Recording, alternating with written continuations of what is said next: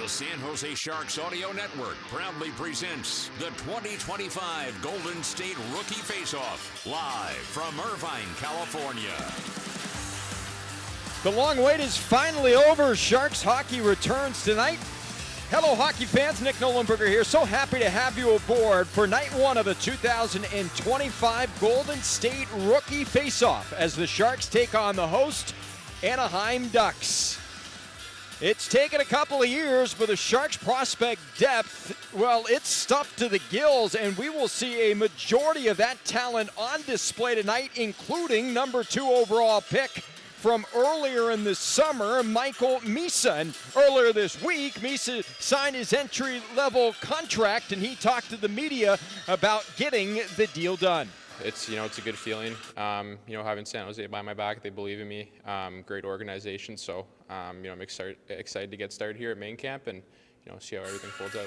Misa's made it known he wants to play for the Sharks this season, and the Sharks seem open to it if he can prove he belongs, and he'll have that opportunity with training camp fast approaching. In fact, NHL training camp starts mid-next week. Here was Misa on putting together a strong camp. Yeah, just coming to the rink every day with a purpose. I think it's the biggest thing, just wanting to get better, wanting to learn. You're going to see all the NHL players out there, just being able to practice with those guys, learn with them, to help me start my season off strong, and we'll see how everything goes. Michael Misa is one of 5 number 1 draft choices in the Sharks lineup tonight, and one of those 5 is another very highly touted one. That's 19-year-old defenseman Sam Dickinson, who very much like Misa has his goals set on making the big club this upcoming season. Here was Sam Dickinson on this rookie faceoff. I think it's like every time I get on the ice, just show what I can do. It's a great opportunity for everybody playing. Obviously 2 games that a lot of people are going to be looking at, a lot of eyes within all the organizations and things like that. So just a good opportunity to showcase myself and again just show that I'm ready for what my goal is. It's game 1 and night 1 of the 2025 Golden State Rookie Faceoff. Let's send it down to ice level for our Stars Spangled Banner.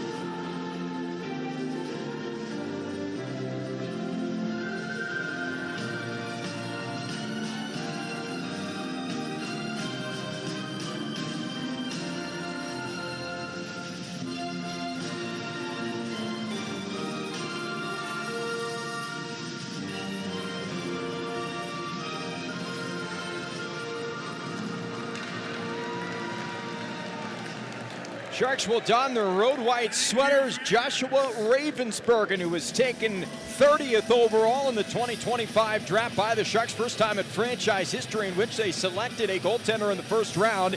He gets the start in between the pipes to our left. The Sharks will begin on the back end with Jake Furlong, who spent all of last year in the American Hockey League with the Barracuda. He'll be partnered up with Sam Dickinson, the 19-year-old, coming off a Memorial Cup championship run with the London Knights. Sharks will start out front with Philip Beested centering a line with Cam Lund and Quentin Musty.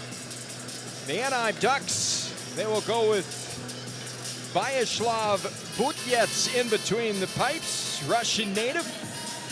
And the defensive combination to start this Golden State Rookie Faceoff on the back end, former first-rounder Stian Solberg.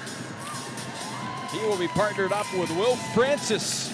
And what a great story Francis is. We'll dive into him a little bit more, but he has 3 different times beat cancer. He's currently in remission. Puck is down. We're underway. It's the Ducks and the Sharks. Ducks donning their all-orange look, the OC sweaters they turned to just last year. Sharks in the road whites. Trying to dance to the net is Beckett Seneca. He was the 3rd overall pick just 2 years ago. He's trying to make the Ducks this year. He would have to make the Ducks like a lot of these players, or he's got to go back to junior. He played last year with Oshawa in the Ontario Hockey League. Musty, he's over the line, gives off Lund, works in, shoots, he scores!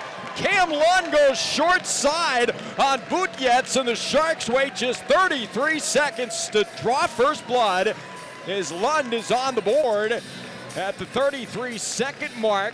Lund had 2 goals in a short sample size with the big club at the end of last season after signing his entry-level contract out of Northeastern. Good setup pass from Musty, and Lund picks the short side corner to get the Sharks started. And Musty took a shot to get rid of that puck, but he got it to Lund, who had some open real estate coming down the right wing. So the Sharks open up the scoring. 5 number 1 draft choices in the lineup for the Sharks. This, without a doubt, is the most talented team we've seen the Sharks ice during this rookie face-off. Certainly during my 9 seasons, going into year number 10 this year, as the puck skitters down and deep, and Colin Graff scoops it up. Graff has the most NHL experience on the ice. That's without a doubt. Spent last year between the Sharks and the Coot, and really proved that he's going to be part of the solution moving forward for the organization. Undrafted free agent signing a couple of years ago. Puck is up and out of play, so Wetch, Haltnen, and Neutron will step on up front for the Sharks. Hache and Havlat are the defensive pairing. So the Sharks lead 1-0 on the goal by Cam Lund 33 seconds into this opening period. Lund last season in Hockey East action at 18 goals as a junior.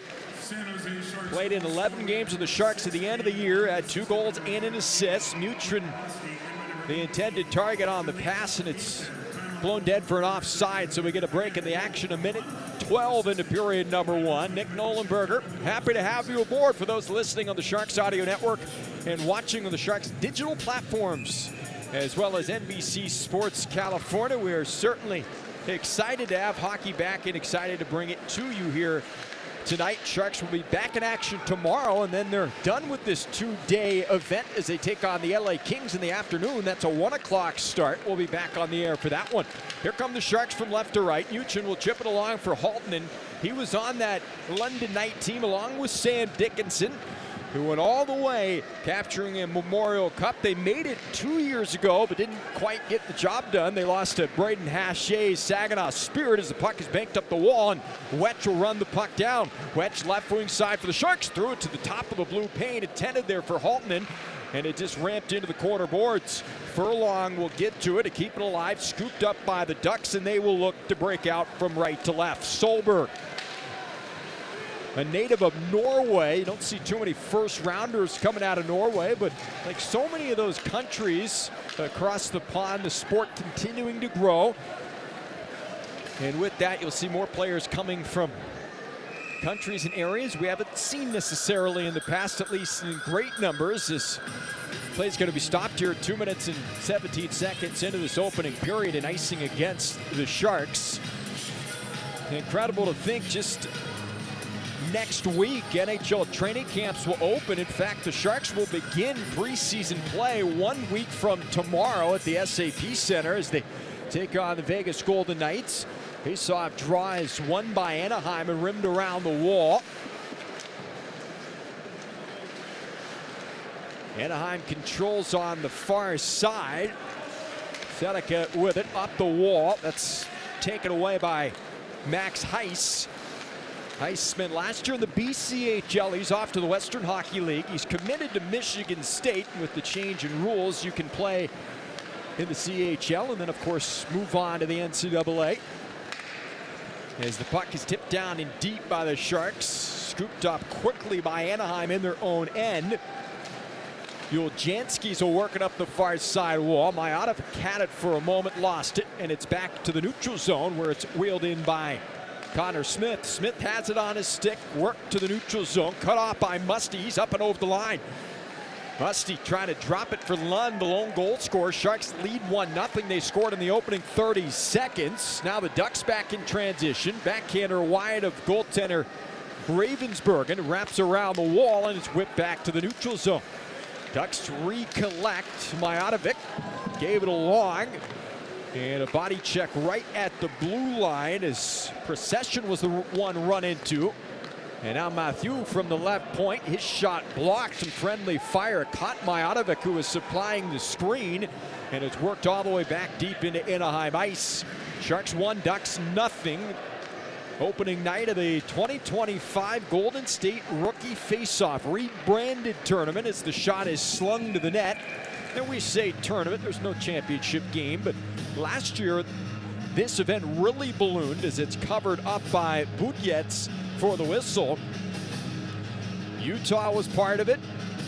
Colorado, Vegas, Seattle. Of course, the California teams, but they decided to taper it down a little bit, and it's just the California teams this year. We'll see if it changes again next season, but a really fun way to start a new hockey season, kind of an appetizer to training camp and preseason, and it gives these young players a chance to kind of get their feet under them as they try to make an impression with camp starting next week.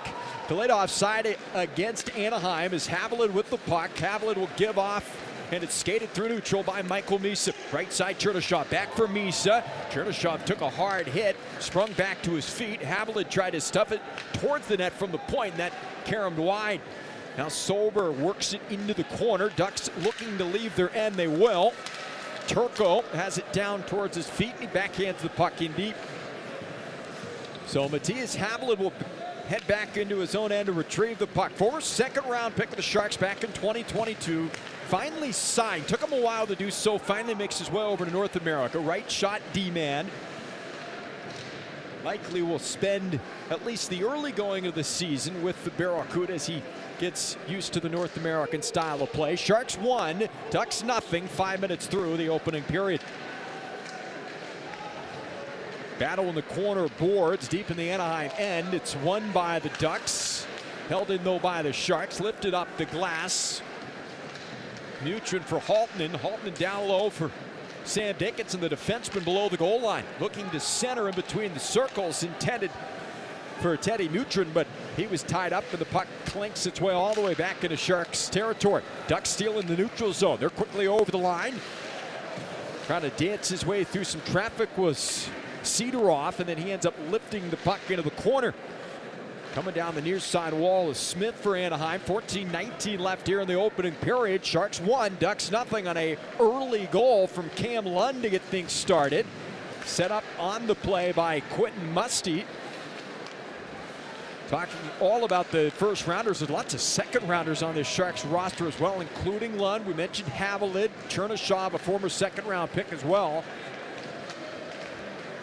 Sharks were voted as the #1 prospect pool in the NHL during the season by The Athletic, and reason for that, of course, is one where they have drafted over the last couple of years, but also the selections as well. They've done a good job in that second round tier as well. A lot of things still need to play out, but certainly the promise is there. Solberg's shot blocked Halton, and it pinballed its way wide of the net. Poked back up high to the point. Ducks in the offensive zone. Solberg near side. Mijatovic's shot is blocked. Good stick there as getting in the shooting lane was Hao Shi Long, another second round pick for the Sharks. Born in China, just an incredible story. Played last year in the Ontario Hockey League. He is raw, but the talent is unquestioned. Like a big piece of clay as the puck is lifted into the midsection of Ravensburgen, and he'll hold on. Josh Ravensburgen, we mentioned, taken by the Sharks in the first round. They had a couple of first-round draft picks in this most recent draft. He's a native of North Vancouver, British Columbia. He has spent the last 2 years in the Western Hockey League with the Prince George Cougars. Two-time second All-Star team member in the Western League.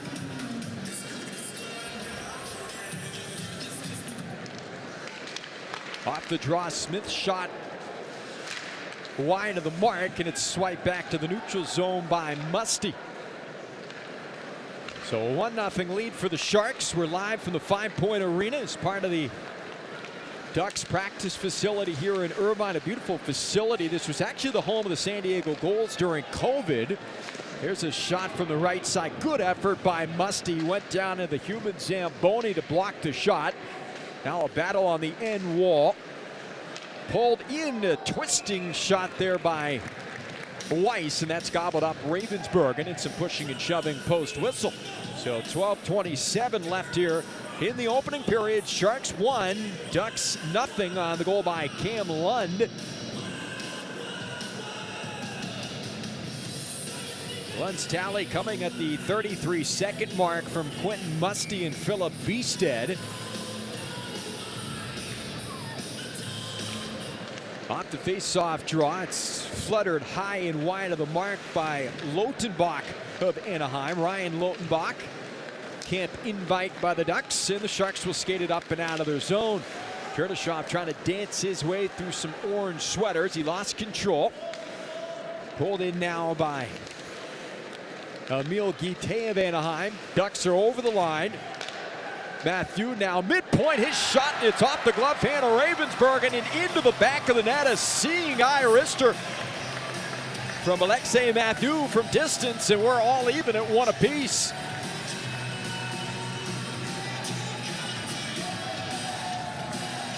Matthew had 3 goals in 59 games last year with Baie-Comeau in the Quebec Maritimes Junior Hockey League. Just a well-placed pull of the trigger, and it did change direction. You can tell Ravensburg, it changed direction, kind of dropped on him a little bit, grazed off the catching mitt, but beats him. And we're tied at 1-1. So time of the goal for Anaheim at the 8-minute mark. And it comes on the Ducks' 4th shot of this first period.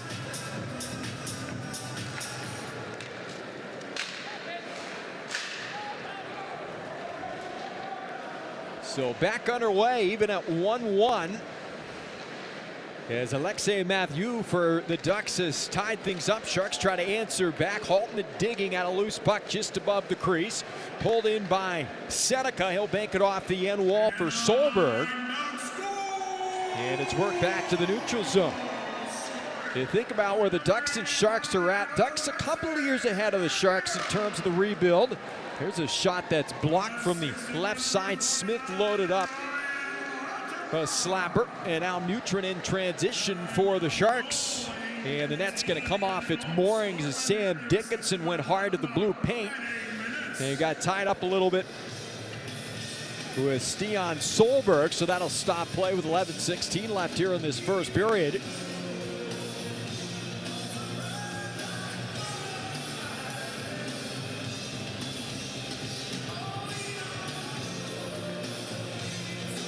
A reminder, you can listen to all Sharks preseason action on the 24-hour home of the Sharks, the Sharks Audio Network.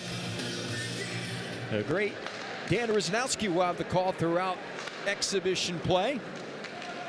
We're back underway here in Irvine. This arena, similar to Tech CU, but a little bit smaller, holds just over 2,000. Tech CU holds just over 4,000. Chernyshov will pivot the puck down the wall for Mies. It was down in his feet. Play's going to be stopped as the back referee is going to make the call for cross-checking. So the first power play of the game is going to be rewarded to the Sharks. As heading to the box is Ethan Procession. Procession, a 3rd-round pick of the Ducks in 2024. Played last year in North Bay in the Ontario Hockey League at 34 goals. He'll take a seat. 2 minutes for cross-checking. And his #1 power play unit. On paper, it certainly looks deadly. Misa will center it. Chernyshov, Graf, Musty, and Cagnoni out there. Cagnoni had double-digit goals from the blue line in the AHL last year as a teenager.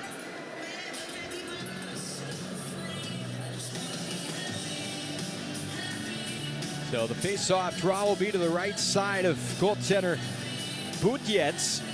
Butjetz last year split time between San Diego in the AHL and Tulsa in the ECHL.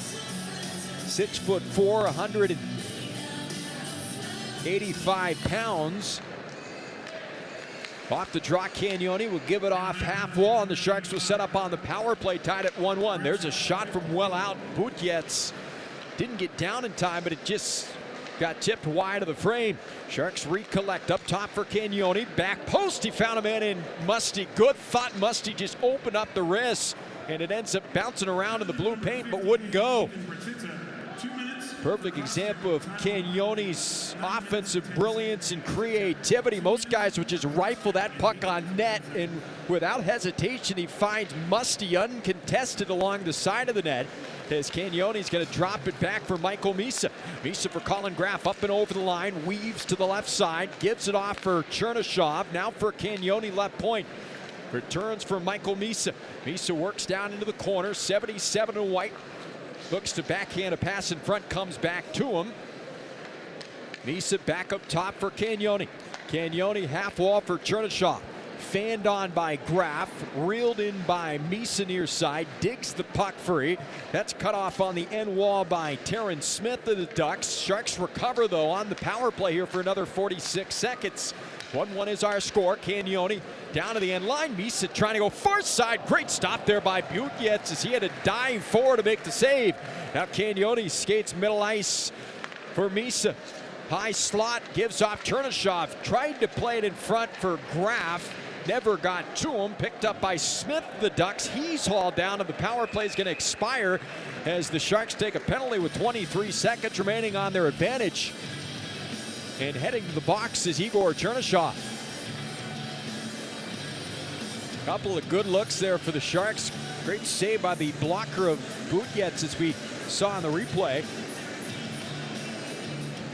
So we'll play 4-on-4 for the next 23 seconds. And then Anaheim will go on to its first power play. We're tied at 1-1 with 9:12 left here in the opening period. Back in a moment. This is the 2025 Golden State Rookie Faceoff. The Sharks are circling. That is how it is done. Catch the action at Casino Matrix, your go-to spot for watching games, amazing food, and non-stop fun. The home of the Bay Area's best progressive jackpot. Start or end your night with happy hour twice daily. No matter the play, the celebration begins here. Over 100 giant screens, 49 gaming tables, Zone H Sports Bar and Grill and Sushi Confidential. Just 8 minutes from the SAP Center.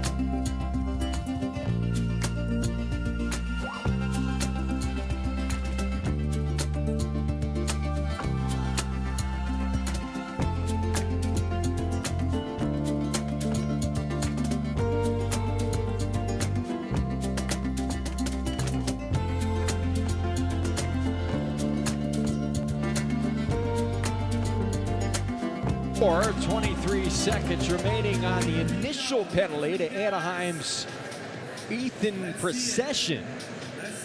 And Igor Chernyshov takes a seat in the box for the Sharks. 2 minutes for tripping. Chernyshov, he wore number 24 last year, but he has changed his number to number 92. Faceoff draw will be to the left side of Ravensburg, and Philip Beestead will center this first penalty-killing unit. His fellow forward on the ice is Cam Lund, and the defensive combination is Haviland and Hache. Haviland and Hache could certainly be a pairing with the Barracuda this upcoming season. Solberg is going to swing it towards the net, but wide. Comes free, Turco trying to get to it, and he was defended by Haviland, and his shot went wide. Solberg back up top, right wing side, he'll play it, thrown to the net, and that's gloved down by Ravensburg, and that'll stop play. 4 seconds remaining on the initial penalty to Anaheim, and then the Ducks will go on to the power play for 1 minute and 38 seconds. So Beestead will once again take the face-off draw. Beestead last year in the Calder Cup playoffs with the Barracuda, due to injuries, he got thrust up to the #1 center ice position. Really acquitted himself quite well. You saw a lot of growth throughout the year for Beestead, his first in North America. Did miss some time with injuries, sustained kind of a fluky injury into practice, but another player you can kind of throw into the pile that you can get excited about the potential. Ducks are up and over the line as they look to set up here on their first power play. We're even at 1-1, 8:24 left here in the first period. Mijatovic up high for Solberg, and it got tied up in his feet. And Anaheim will have to regroup. and start back up as Solberg skates it into his own end. Solberg right wing side for Seneca. He's impeded as he gains the line by Hache. Now Mijatovic skates it to the corner, works it up high to the point for Beckett Seneca. Seneca far side as his seam pass got through, and that puck is knuckled up and over the target as it was Sidorov on that right flank. Seneca, little give and go up top, Solberg, and a one-timer is high and wide by Sidorov. Back for Seneca, Solberg, right wing side. Sidorov surveying, back for Seneca, got the shot off, and Ravensburg came over and closed the Pellos with a butterfly stop, and now it's wrapped around the wall. Muchin will run it down, 55 and white, and chip it down into the left corner. So the Sharks will change up their penalty killers, 3 of 4. As Heiss, Furlong, and Dickinson are on the ice along with Wetch. And the Ducks are quickly up and over the line. Procession, 58 in orange, skates it up the wall, far side, pivots the puck into the corner. Heiss digs the puck free, pulled free, stuffed to the net. Ravensburg in the save. Now Sam Dickinson will work it up the wall. Matthew, as the lone goal for Anaheim, tried to pinch, got beyond him, and the Sharks will skate it over the red line. Out of the box is Chernishovs, who are back to 5-on-5 play. It's a 1-1 score here in the opening period.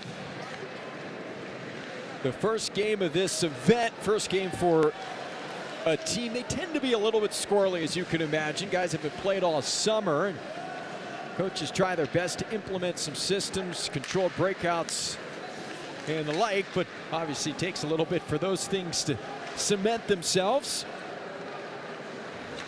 6:18 left here in the first period as the puck's going to roll all the way back into the Sharks' end, and that'll be an icing, so we will stop play. 6:14 left here in the first period.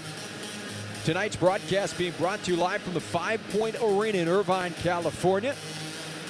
Multiple sheets under the roof of this facility, but this is the lone arena. Draw will be to the right side of Butjetz, the netminder for Anaheim. Sharks open up the scoring 33 seconds in on a goal by Cam Lund, but answered back by Anaheim's Alexei Matthew. Here's a shot from the left side by Wong, blocked. He'll run down the pill along the near side and work it into the corner. Battle behind the Anaheim net. 5:55 remaining in the opening period. 1-1 is our score. Ducks and Sharks to kick off the 2025 Golden State Rookie Faceoff. Now Wong back into his own end. Had some rear pressure. Puck chart for great stop by Ravensburg, and a point-blank opportunity for Anaheim's Guite after a giveaway by Wong. He got forechecked hard. Leads to a puck getting funneled right in front, and Ravensburg had to be sharp. His best stop of the night so far. As we get another look at it for those watching tonight's broadcast, Wong just got tangled up a little bit, and Guite got it right on a tee, and Ravensburg had to be sharp. So back underway, 1-1 is our score. Ducks control in the offensive zone. Solberg trying to dance his way around. Graphic got put in on net. Ravensburg had to pinch the right arm, chicken wing style, to hold on to it. 5:17 left here in the opening period.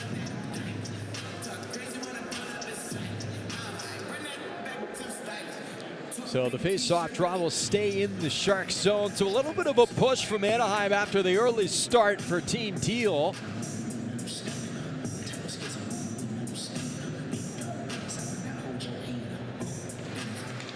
So off the draw, it's controlled by the Ducks, and a penalty off the face-off as Cam Lund is upended, and the Sharks are going back to the power play here. Slashing is the call against Anaheim. Is heading to the sin bin is Ryan Lautenbach. Lautenbach, 25-year-old from Dearborn, Michigan, played last year with the UMass Minutemen in Hockey East play.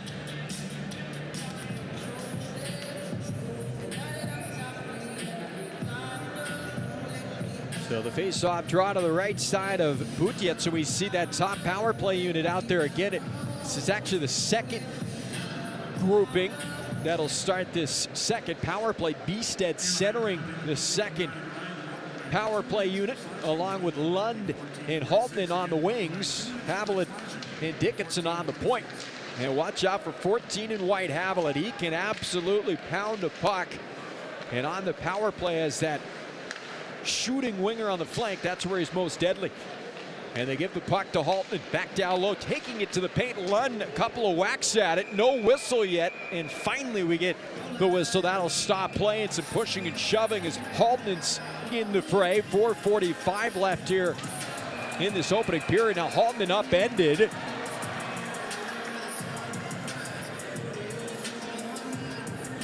That was Will Francis who came over and gave him a little bit of a shot. Francis, 6'5", he's 218 pounds, a 24-year-old from St. Paul, Minnesota. An incredible story of perseverance is Will Francis. He missed all of 2020, 21, and 23-24, and a majority of 21-22 and 24-25 as he fought leukemia, 3 different bouts with it. He's in remission, and he finally gets to start his professional career. He's a big guy, as we mentioned. Sharks win control off the draw. Dickinson with it on the right point. Works middle ice, now for Haltman. Back up top for Dickinson, work near side Haviland.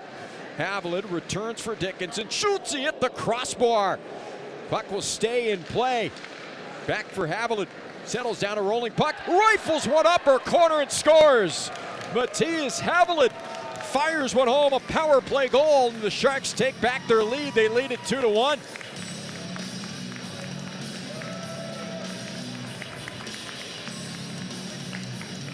Both Haviland and Dickinson showing off some patience, but Haviland just a little shimmy shake move, took a quick step to his right, got around the defender, and then goes upper 90 to give the Sharks a 2-1 lead as they are now 1 for 2 on the power play. In many ways, Haviland almost a forgotten prospect. We mentioned how long it took him to come over from Sweden. In fact, Matthias, his dad played for the Anaheim Ducks, 628 games in his NHL career. His dad, Nicholas, and we mentioned, spent time with the Ducks. In fact, Matthias was born in California while his dad was a member of the Anaheim Ducks. So Haviland with a right point. You see the tools, the skating ability, some of the deception. He's not the biggest of guys. Spent last year in both the SHL and the Allsvenskan, which is the Tier 2 Pro League over in Sweden. 3:45 left here in the first period. Sharks 2 and the Ducks 1 after the power play goal from Haviland. Sharks scored 33 seconds in. Anaheim answered back, but now the Sharks on the board on their second power play. Puck placed back in the Anaheim end as San Jose will make a change on the fly.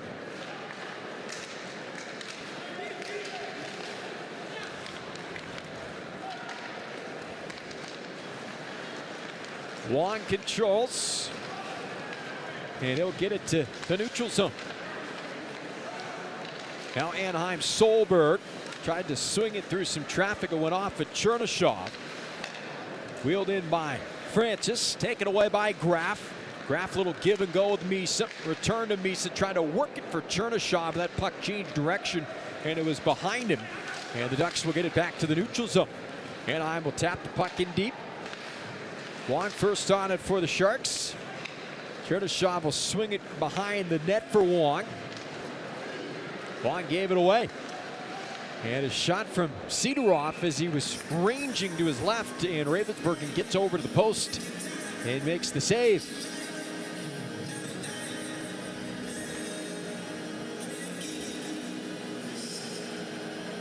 So the face-off draw will be to the right side of Ravensburg. Hal Shi-Wong, we talked about his story as well. Second round pick of the Sharks in 2025. Born and raised in China, came over to North America, played last year in the Ontario Hockey League. He's committed to Boston University. Not sure if he's planning on going there. I would imagine he's going back to the OHL this upcoming year. But the Sharks in no rush for this player. They recognize it may take them a little bit longer, but the raw physical tools are off the charts. 2:08 left here in this first period. Ducks will poke the puck down to the corner. Hard collision on the end boards as Sidorov was charging to the puck. Ice in the mix as well. He's taking some lumber to the mid-back, and Furlong will come out the loose puck. Jake Furlong works it along. Fourth line out there for the Sharks. And now Sam Dickinson will reel the puck in with 1:38 left here in this first period. 2-1 lead for the Sharks. They've got goals from Cam Lund and Matthias Havelid in this opening period. Musty will tip it down and deep. Ducks control behind their net. 1:25 left here in this opening period. Todd Marchant, Director of Player Development for the Sharks. He'll join us during our first intermission. Always enjoy chatting with Todd. And play's going to be stopped here as it was down on the feet of Havelid, and we may have a penalty called. Our officiating crew, Cole Colbert and Tatu Cantu, are the referees. Linesmen are Brandon Barnett and Patrick Stuber. And it looks like the net might have just come off its moorings. 1:08 left here in the first period.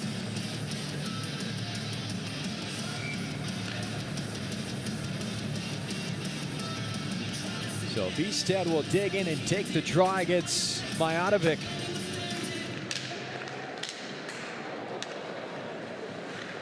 Smith's going to rim it around the wall. Musty chopped at it. Mijatovic covering on the point, holds the line. And then the Sharks force it back to center. Under a minute to go now in the first. Lund got over the line, but it was poked off his stick. Worked around the wall and skated out of the zone by Massey of Anaheim. Now Musty coming back. He's able to steal the puck away at his own blue line and twists one along for Braden Hache. Hache will work it in deep. Hache drafted by Florida, never did sign with the Panthers.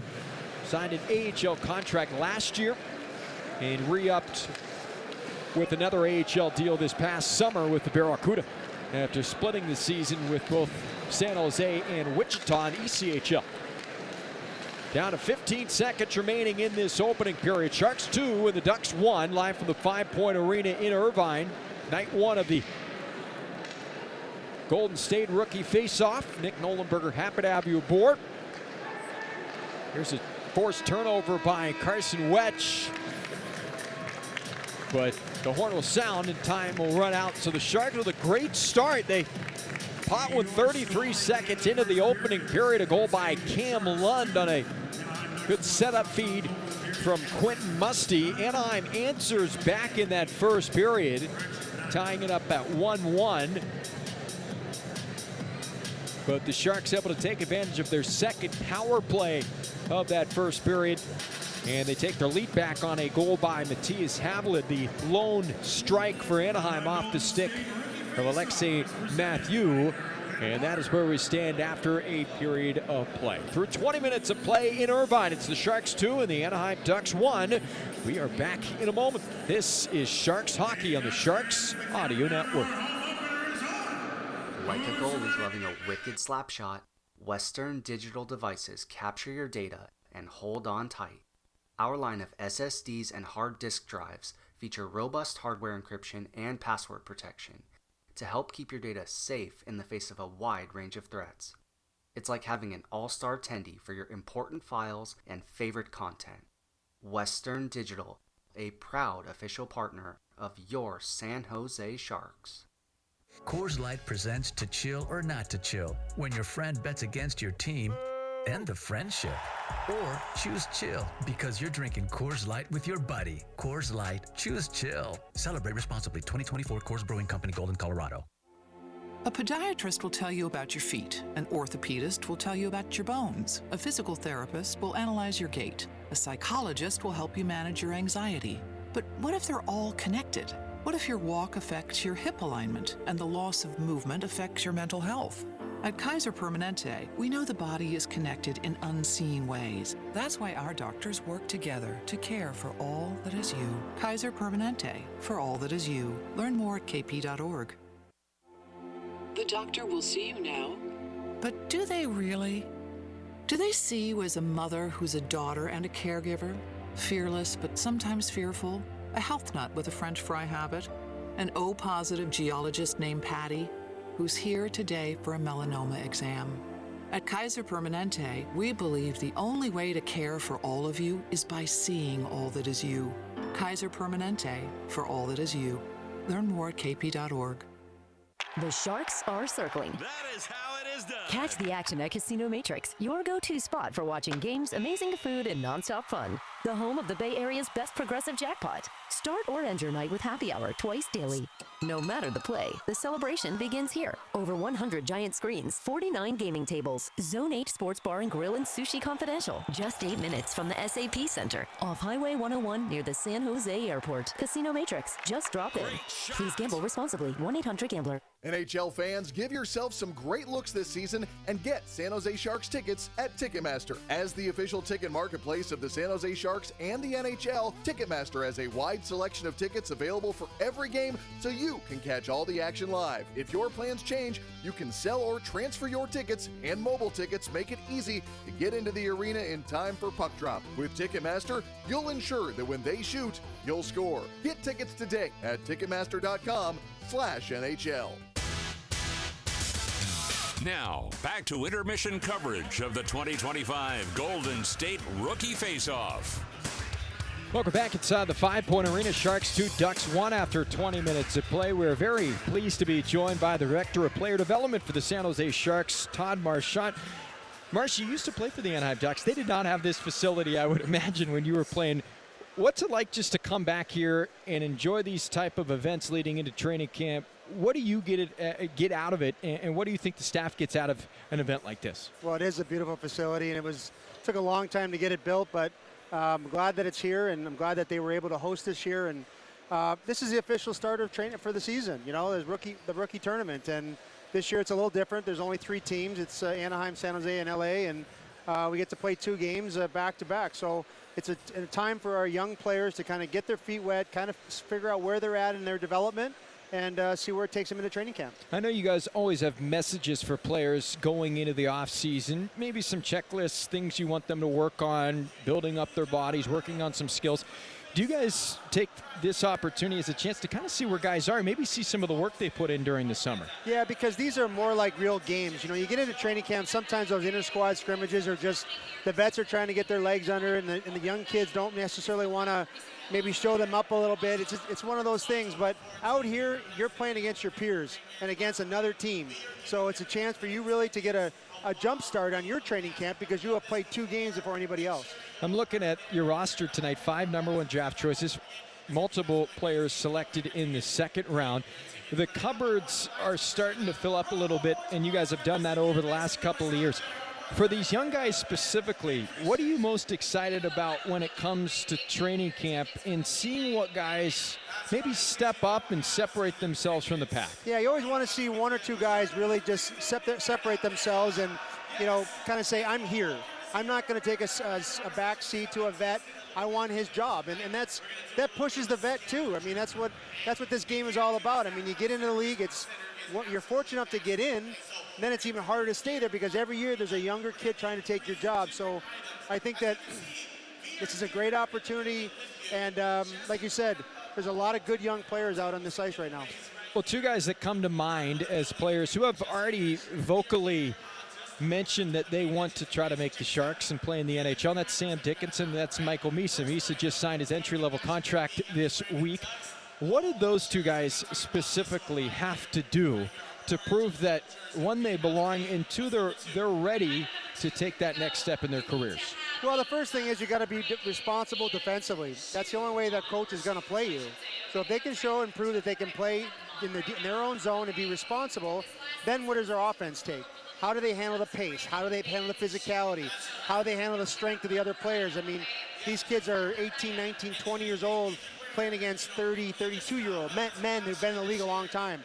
So it's about finding your way through the whole process And the difference of those two guys is that if they don't make the big club, they have to go back to junior. They don't have the opportunity of going to the American League like some of the other players. So it's either play in the NHL or go back to junior. So they're going to get every opportunity to prove that they can play.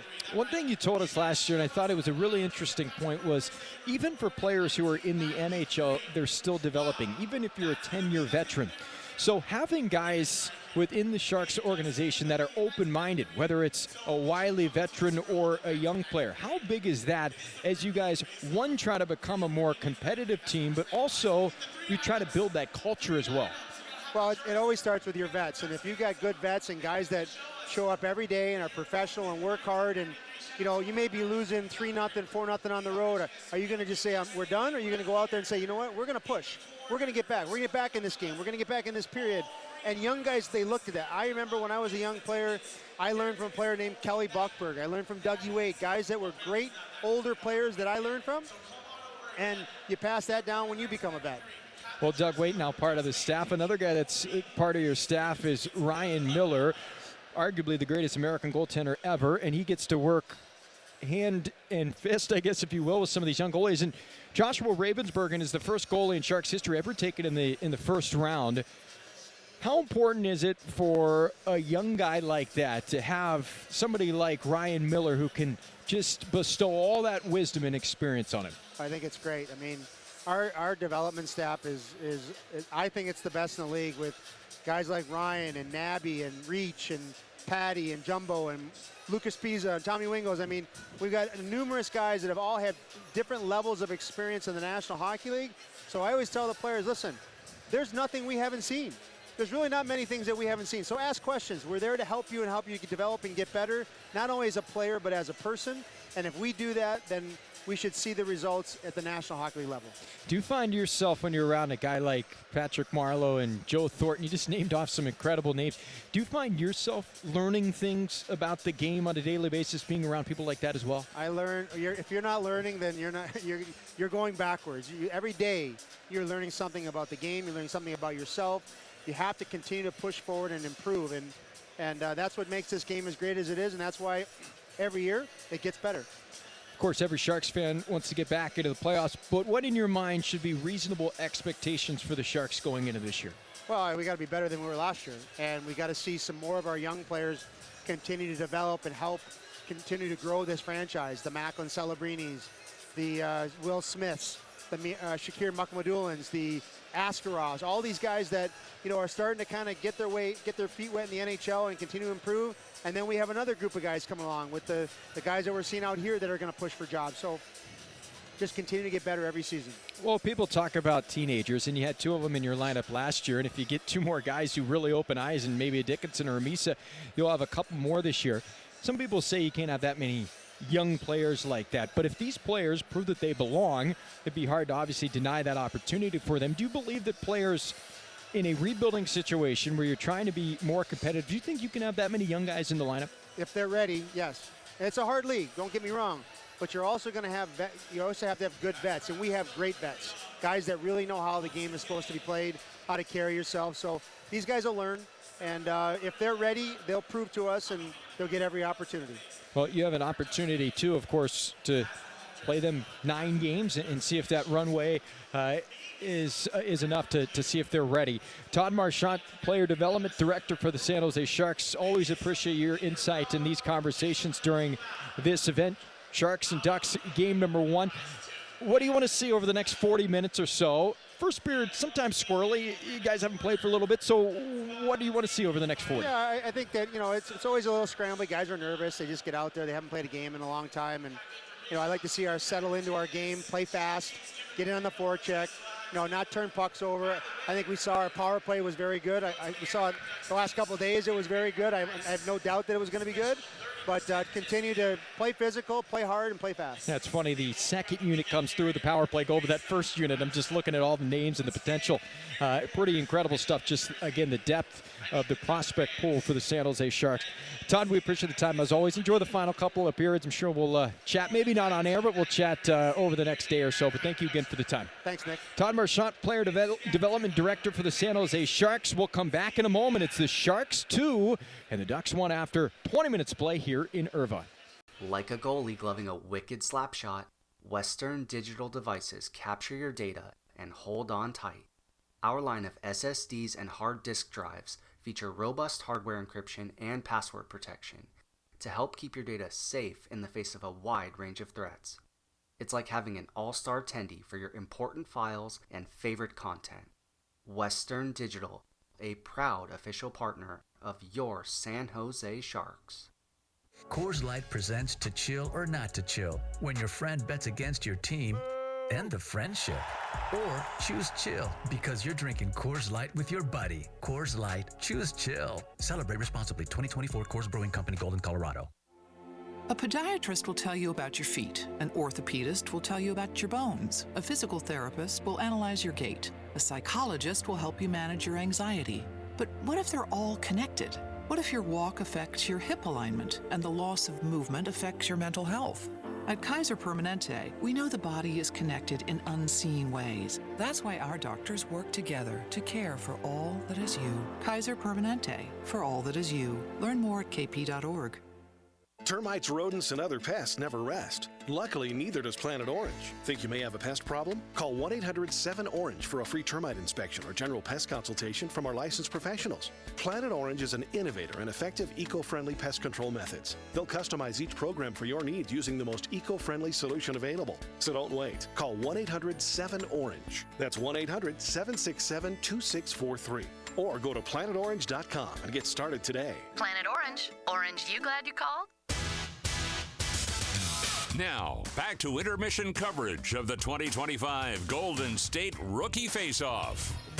Welcome back inside the Five Point Arena in Irvine, California. It's the 2025 Golden State Rookie Faceoff. Nick Nolenberger, happy to have you aboard. And thank you to Todd Marchant, the Director of Play Development for the San Jose Sharks, for stopping on by in the broadcast booth as well. Let's recap that opening period. Sharks did not wait long. 33 seconds into the first period, Cam Lund opened up the scoring on a pass from Quentin Musty. Philip Beestead getting that secondary assist. Anaheim would answer back in that opening period on a point shot that ends up beating goaltender Joshua Ravensbergen. Alexei Mathieu was the goal scorer. Owen Lindmark and Emil Guite get the assists. That was at the 8-minute mark, and then the Sharks took their lead back on the power play. Matthias Havlat, his first of the game from Casper Halton and Sam Dickinson. Time of that goal at the 15:40 mark, period number 1. Shots of the first, 11-8 in favor of the Sharks. Sharks go 1 for 2 on the power play. Ducks 0 for 1 on the advantage. Sharks will move from right to left here in this second period.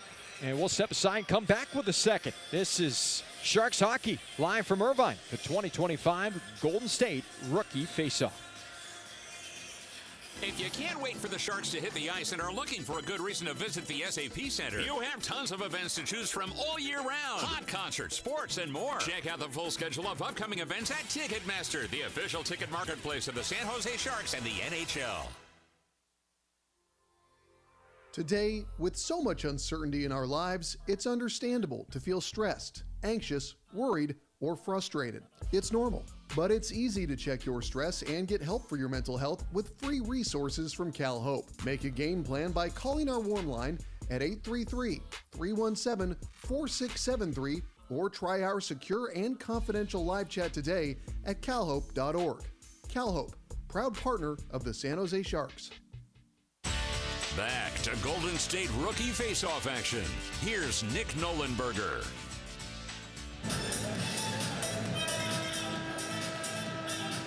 Welcome back inside the broadcast booth. Sharks will move from right to left here in this second period. Still waiting on Team Teal to make their way down the tunnel. Horn has sounded to end the intermission.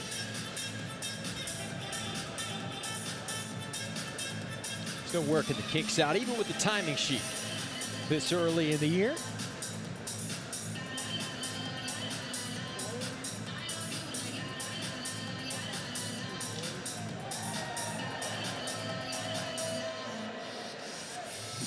So Ravensbergen will be to our left. Butjets to our, to our left is Butjets, and Ravensbergen to our right. Sharks will start this second period with the top line of Philip Beested, Cam Lund, and Quinn Musty. And on the back end, Jake Furlong and Sam Dickinson. Last year, Dickinson in the Ontario Hockey League, 91 points from the blue line, including 29 goals. He had 31 points during the playoffs in 17 games. An incredible season for Dickinson, who helped lead the London Knights to a Memorial Cup. And the puck is down, and we are underway here in period number 2. Sharks and Ducks, night 1 of the Golden State Rookie Faceoff. Ducks will get the puck down and deep. Seneca with some rear pressure from Furlong, trying to slip away from Jake Furlong. Sharks have the numbers advantage, and they come out with the puck. So Beested will carry the mail from right to left. Flicks it along for Lund, coming down the wing. Got it free, a backhander, a spear just wide by Furlong. Furlong pull cued that puck and nearly got it to the back of the net. Now some pressure on as Lund upends Uljanski's, put him down to his side. Pressure on by the Sharks. Ducks go right up the middle to try to clear it. Seneca with some pressure on it ends up rolling back to center. This past 50 seconds gone now in this second period, and the Ducks are offside as they steal it in the neutral zone. But they were just ahead of the play. 55 seconds gone here in the second period. So we'll get a neutral zone face-off draw. Michael Misa back out there. Misa taken second overall by the Sharks in June. 62 goals and 134 points. CHL's top scorer, an OHL MVP for Misa. An exceptional status player, allowed to join the CHL a year early. Had some injuries early in his career, a really good Saginaw team. But man, did he take off his draft year. Chernyshov now with it in between the circles, a golden look, and Butjetz with a good blocker denial. So Luca Cagnoni now with it for the Sharks rather. Old habits die young. Chernyshov near side, Cagnoni. He's up and over the line, swung it to the net. Butjetz with the right pad stop. And the Ducks will look to leave their end. Flicked up the far side wall. Cagnoni will reel it in. Played it up the boards. Chernyshov with it. He's over the line. Drops for Wong, and he just overhandled it a little bit. Now a penalty coming against the Sharks here. And that'll stop play with a minute and 53 seconds gone here in the second period. So Michael Misa's going to take a seat. 2 minutes for slashing.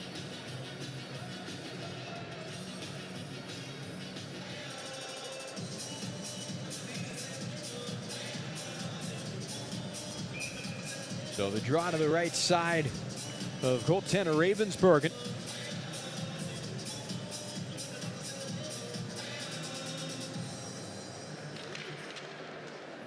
So off the face-off, trots one into the corner. Ducks onto their second power play of the game, and first in the second period, down by a score 2-1. Here's a one-timer by Sidorov, shrugged aside by Ravensbergen, who's looked sharp so far in this game. Seneca back up high to the point. Heck, Seneca, just like Michael Misa's top prospects, did not make the Canadian U20 team last year. Here's a shot from the point, and Solberg beats goaltender Ravensbergen, and we're even at 2-2. So the Ducks answer back with a power play goal themselves. That puck might have been tipped in front by Tim Washi. Washi won a national championship last year at Western Michigan and then played in 2 games up top with Anaheim.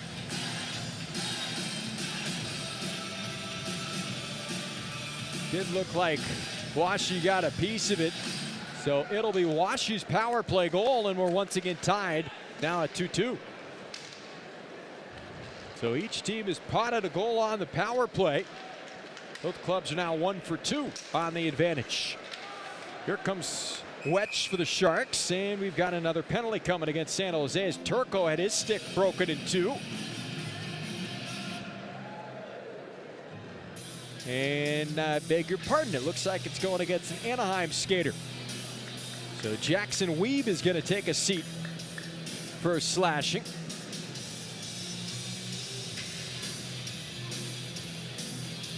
So the Sharks back to the power play here. I just assumed it was a Duck stick, I believe, that got broken in two. I just assumed penalty was going against the Sharks. Instead, Weeb called for the infraction. We'll see if the Sharks can answer back on the power play. Cagnoni walking the line, gives off Chernyshov. Chernyshov surveying, down low for Grant. Back post, he tried to play it, never got to the intended target, Misa. And now play is going to be stopped for a hand pass. 2 minutes and 48 seconds gone here in this second period. Sharks have tried to convert a couple of times on that cross seam pass through the blue paint. Ducks are going to change up a couple of their penalty killers here. Is off the ice comes Francis and Solberg, so they change up the deep pairing. Sharks win control. Colin Graff will skate it up and over the line. Graff protecting the puck, pulls up, swings it up top for Cagnoni, and he just took his eyes off it for just a moment, and it drifted past him. That'll force the Sharks to restart. They're back over the line. And Karam's off the skate, though. Chernyshov drifts deep into Anaheim territory. Now Mies in the corner. Up high to the point, Cagnoni. Cagnoni, right side for Musty. Sharks on the power play. We're tied at 2-2. Chernyshov. Little bump play for Mies. His one-timer blocked. Picked back up by Chernyshov. Now for Cagnoni. His shot, that got tipped and lands to the near wing. Recovered by the Sharks. Graff now with the puck. Colin Graff will leave it for Luca Cagnoni. Return back to Graff. Right side. Graff with Misa. Back for Graff. His shot wide, and it'll wrap around the wall all the way down 200 feet.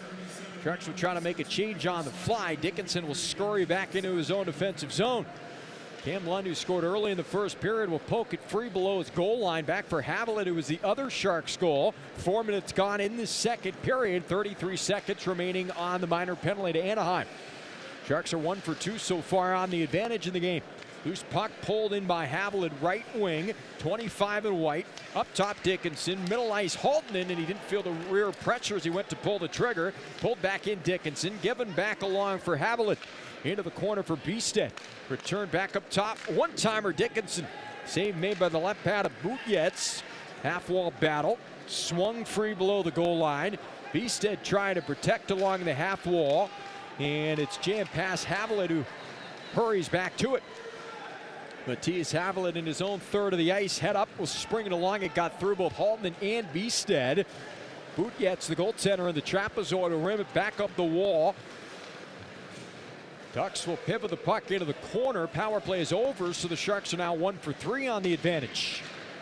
Francis holds the line right point, put it down the wall. Weeb will pivot the puck into the corner. Awaiting its arrival is Washi in the far corner. He's got the most recent Anaheim goal, and Bjugstad's going to feather one through some traffic, and nearly getting beyond everybody was Haltonen. He was at the end of his shift. Here come the Ducks back the other way. Francis left wing side, gives off for Seneca, shows off that great shot, but he put it high and wide. Seneca tried to finish his check along the near side.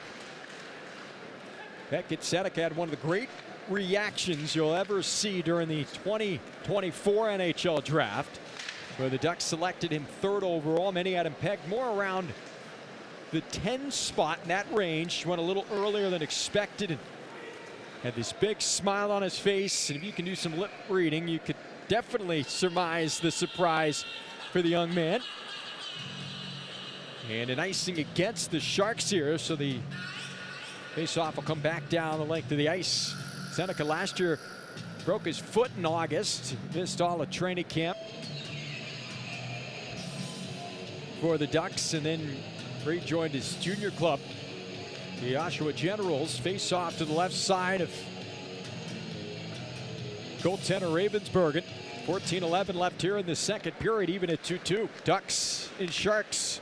Smith midpoint for Anaheim. Swung to the net, that's snared by Ravensburgen, who holds on with 14:03 left here in the second period. Ducks will be off until Sunday when they wrap up this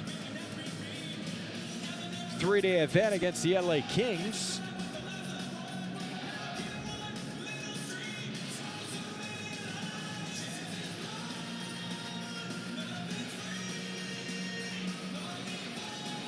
So Jackson Weeb will take the draw. Weeb last year, 12 games with the goals. 14 with Tulsa in the ECHL. Off the draw, it's controlled by the Sharks. Wong will skate it up ice and whip it ahead for Haltman. It'll bounce its way deep into Anaheim ice. Haltman feeling some rear pressure, took a body check from the defenseman there. That was Matthew, who scored back in the first. Now a back post chance is Mutrin trying to get it to Wetch, and it was cut off, but a penalty coming here against Anaheim. So the Sharks are going back onto the power play here. It's a 2-minute minor penalty against the Ducks at 6:17 of period number 2. Holding is the call.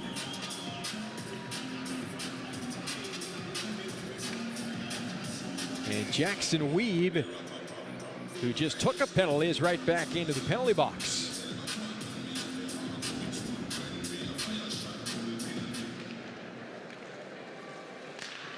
Off the face-off draw, hard shot from distance. His glove down by Butyets and held on. 13:39 left here in the second period. Tonight's broadcast being brought to you live from the 5 Point Arena in Irvine, California. It's a 2025 Golden State Rookie Faceoff. Draw will be to the right side of Butyets. Sharks to this point 1 for 3 on the power play. They're on their 4th of the night. Shots here in the second period, 4-2 in favor of Team Teal. Ducks are the lone goal, though, of this second period. Anaheim steals, but they can't clear the puck. A battle along the near side. Coming out with it is Colin Graff. Skates it down towards the goal line. Then he's stripped of the puck. Coming down the wall was Misa. Good little play there. And skating back to the neutral zone for Anaheim as the Ducks roll it down in deep. Majotovic got it below the goal line. Sharks would now look to break out. Musty near wing. Through neutral, over the line, right wing side for Cagnoni. San Jose looking to set up on the power play. They've got a $1:18 remaining on the advantage. Misa with it, down low for Musty, surveying. Musty back to the top of the umbrella. Cagnoni, turn a shot, back for Cagnoni. Swung it through some traffic for Graff and went through him as well. Now poke free by Graff for Musty. Graff with it, near side, Chernishaw. Cagnoni tapped along Graff, right in front, point blank, they score! Quentin Musty finishes off a brilliant tic-tac-toe sequence. It's a power play goal for the Sharks, and they take their lead back.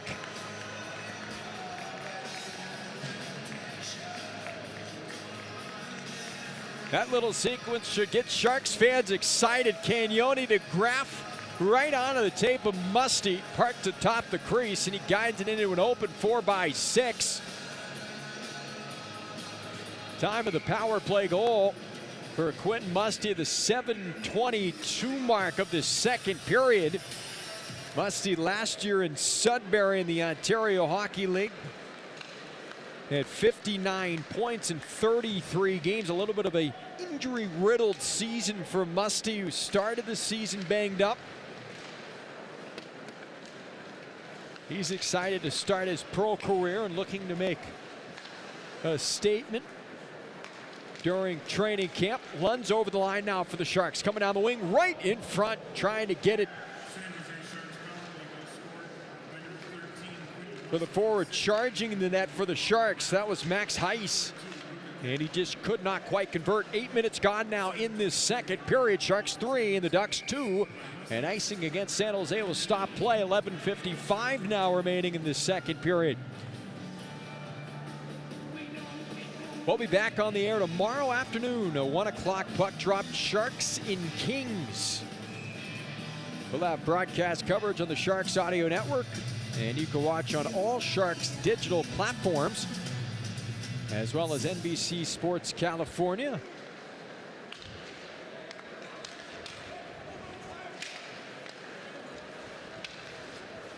So back underway. Beestead steals the puck away at the red line, but recovered by Anaheim. Worked up the right wing side for Lautenbach. And now Beestead below the goal line for the Sharks. Gives it off for Jake Furlong. Furlong rides his man into the half wall. That was Lautenbach, and the Sharks will exit the zone. Heiss backhands it down and deep. Took a bump from Smith, the Anaheim defender. Lautenbach now, he is hammered, and his helmet popped off as lowering the shoulder was Carson Wetch. That's the game that Wetch is going to play. He's going to throw the body, play a physical brand of hockey. Mid-round pick of the Sharks a couple of years ago, Western Hockey Leaguer. Now Havilland loads up a shot, and that's waffle boarded aside by Butjetz. Pressure by the Sharks, generated by the forecheck. Now Owen Lindmark for Anaheim. He'll give it off for Matthew, and swung up the wall, and this should be an icing against Anaheim. It will be. 10:34 left here in the second period. 3-2 lead for the Sharks. Shots to this point, 14-11 in favor of San Jose. It looks like the Jumbotron here at the 5 Point Arena a little bit delayed in terms of the shots. Official shots to this point, 17-10 in favor of San Jose. And another icing against Anaheim. 10:25 left here in the second period.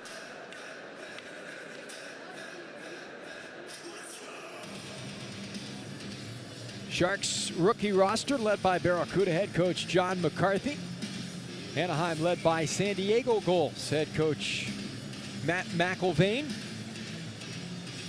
Saw Sharks alumni broadcaster Brett Hedikin this morning. What a great guy. Part of the Gulls development staff. Last year, in fact, hired to be a development coach and then spent almost the entire season on the bench. His former Shark assistant Dave Barr took a different job at the start of the year, and that thrust Hedikin to the bench. Eddie will go back to his development role this upcoming season with San Diego.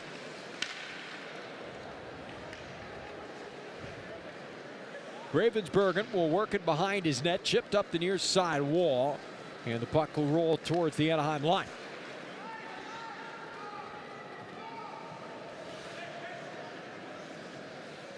So Ravensbergen will stop it behind his net. 3-2 lead for the Sharks here in period number 2, live from Irvine. Pass intended for Meese, it picked off. Anaheim back over the line. Weeb coming down the wing, shot on target from in between the circles by Weeb, and that's turned aside. Ravensbergen. Good look there for the Ducks. Sharks lifted to center. And coming out with it is Musty. Musty's had a good game. Twisted along to the near side. And now Cagnoni will run it down deep in his own zone. Luca Cagnoni for the Sharks. Some forechecking pressure via Jackson Weeb. Now Cagnoni takes a bump again from Weeb as he's below the goal line. Puck pops free, centered in front, pushed through the blue paint, pulled in by Beestead and skated back along Musty. Musty hits the blue line, took a sandwich check from a couple of Ducks and was upended down to his knees. Battle behind the play between Wong and Solberg. And Cagnoni has it deep in his own end for the Sharks. Luca Cagnoni, right wing side of play it, trying to get it for Heiss, taken away by Anaheim. Majanovic run into by the big frame of Wong and now skated up the near side by the Sharks. Luke Torrance had it, he lost it. Torrance, a tryout player for the Sharks during this event. He's off to the University of New Brunswick next year. Canadian college hockey. 8 minutes to go in this second period. 3-2 lead for the Sharks. End board battle deep in Anaheim territory. Puck fished free. Heiss battling away. Majanovic able to stuff it up the boards and get it back towards the Sharks blue line. Now Heiss coming down the wing. Heiss looking to center. Furlong on the backhand save made by Butjetz with the left pad. Fourth line generating some offense here for the Sharks. Puck down on the feet. Max Hubin lifted up but not out. Altman's shot from distance never siphoned its way through. Now Furlong will stuff it back below the goal line. 7:16 left here in the second period. It's a 3-2 lead for the Sharks. The goal by Quentin Musty right now. That's the difference on the power play. Sharks with a couple of power play goals in this game. Wetch with some rear pressure. He lost it. This is going to be a breakaway for Anaheim. Lindmark working in, and the puck rolled off his blade as he tried to go backhand forehand. That neutral zone pressure by Anaheim forces a turnover and leads to the breakaway. Mutrin's got it. He'll sidestep Lindmark, and then he is hammered. And we're going to get a scrap here. Gloves are off. Wetch is going to drop the gloves with Anaheim's Connor Smith. Smith is 6'6", so he certainly has a size advantage. Those two lock in, and right now Smith is just hammering Wetch with uppercuts, pulls the jersey over. Wetch might have connected on one. Good on Carson Wetch for standing in there after the big hit. Wetch is just 6 feet tall, though. And Connor Smith is 6'6", 216, and he just never let up on Wetch with the uppercuts.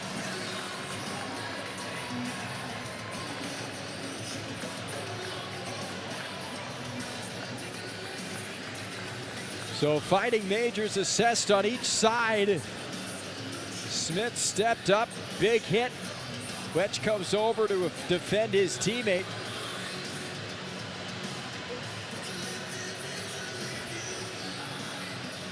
So immediate timeout here after the fight. 6:36 left here in the second period. So things getting a little heated in the middle frame. It's a 3-2 lead for the Sharks. Live from Irvine. We're back in a moment. This is the 2025 Golden State Rookie Faceoff. Watch all live San Jose Barracuda play-by-play with Nick Nolenberger on AHLTV.com. From highlight reel goals to spectacular saves and bone-crushing hits, the voice of the Barracuda, Nick Nolenberger, is on the mic for it all. Find all regular season and postseason action via AHLTV.com for a small fee. And for up-to-date stats and news, visit theAHL.com. The San Jose Barracuda are gearing up for an electrifying 2025-26 season. And there's only one way to get closer to the action. He'll control, wrist one through, they score! By becoming a Battery member. Joining the Battery means savings, exclusive access, and experiences all in one place. Don't wait. Season tickets are on sale now. Ride the wave today by visiting sjbarracuda.com or by calling 408-999-5757. Now, back to play-by-play coverage of the 2025 Golden State Rookie Faceoff.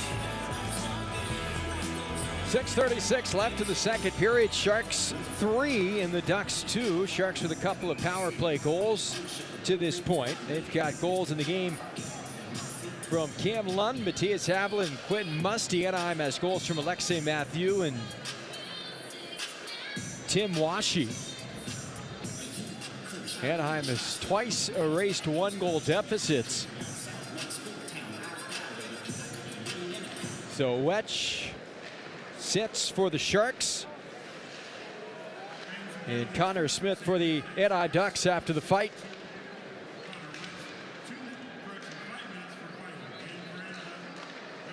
So back underway. Haviland will reel the puck in. Pulls up, finds Misa. Misa dancing his way through Sidorov. Skates it towards the blue line. Tight roping the blue stripe and swung it towards the net, but wide.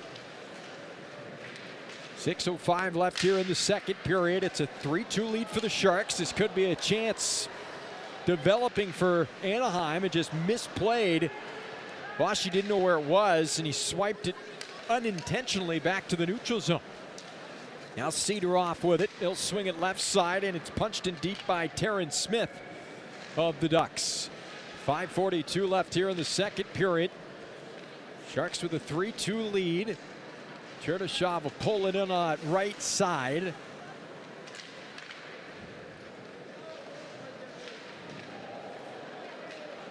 Chernyshov will flick it along for Meeson. It's worked down and deep by Colin Graff. So Matthew for Anaheim will push it up that far left side for Mijatovic. 20-year-old from Prince George. BC, 5:12 left here in the second. This play's going to be stopped for an offside here.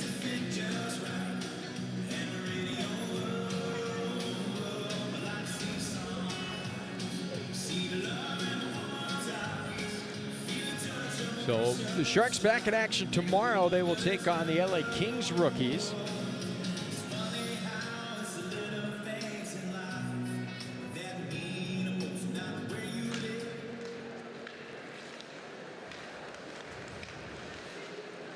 Ducks control. Skip down into the left corner by Uljanskis. Ducks hold the line. Weeb spilled to the deck. And now Beasted will come out with it for the Sharks. Sprung to the right wing side for Lund. Over the line in front to Yad Beasted. And a good stop coming over laterally by Butjetz, the Anaheim goaltender. And he gobbles it up for the whistle. 4:42 left here in the second period. Good chance off the rush for the Sharks.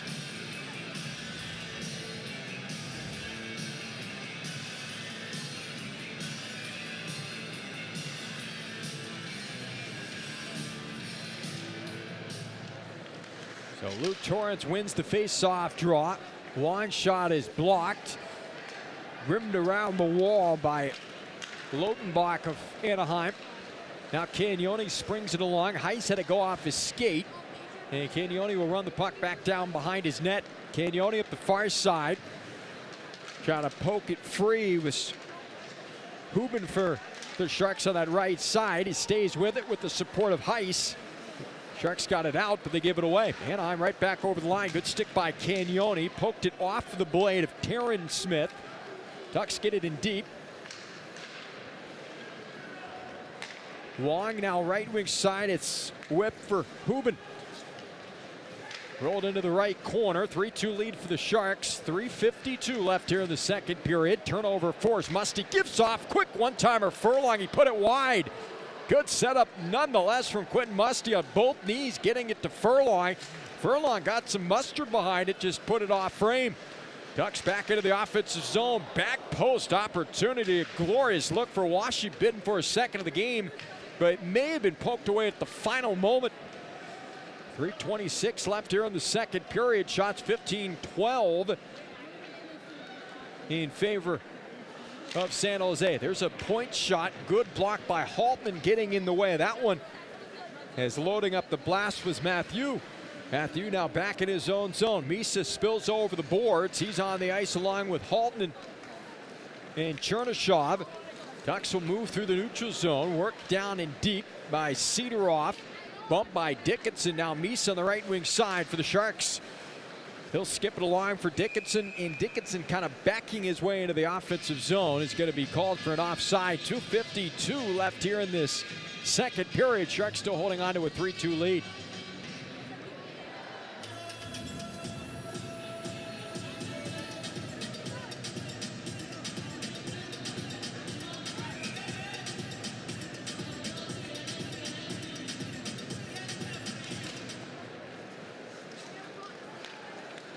Ducks win control again. Played along for Mijatovic, trying to scamper over the offensive blue line. Pulled in by Procession. And rimmed around the wall. It'll drift all the way through the neutral zone. And Francis will settle down the rolling puck for Anaheim and skate behind his net. He'll skip it back to center. Reeled in by Haviland. He'll go give and go, and Haviland's got it back on his blade as he skates his way through neutral. Now peels back towards his own blue line. Hache will wind it in deep. Misa waits its arrival near side, stuffs it back below the goal line. Graff will crisscross with Misa near side below the left dot.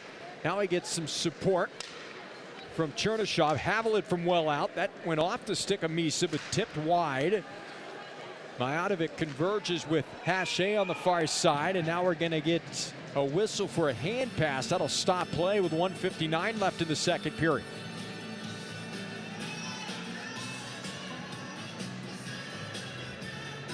Make sure to keep it tuned to all Sharks and Barracuda social channels over the next couple of weeks. Both teams will have lots of great content coming out as we kick off training camp into preseason play, and then off to the regular season we go. Barracuda will play a couple of preseason games on the 4th and 5th of October and then start their season a week later.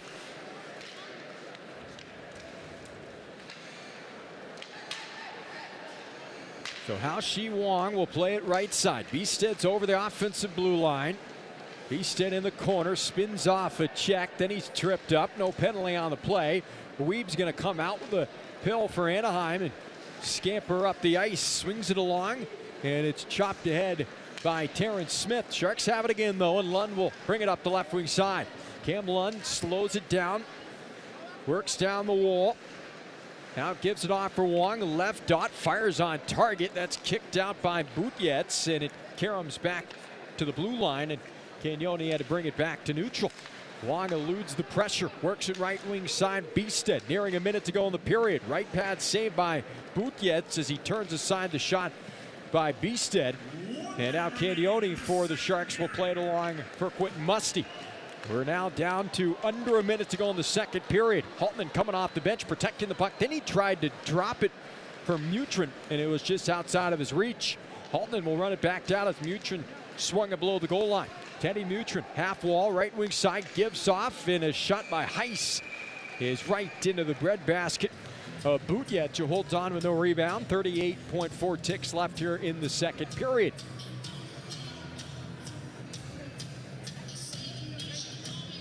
So the face-off draw will stay in the Anaheim zone.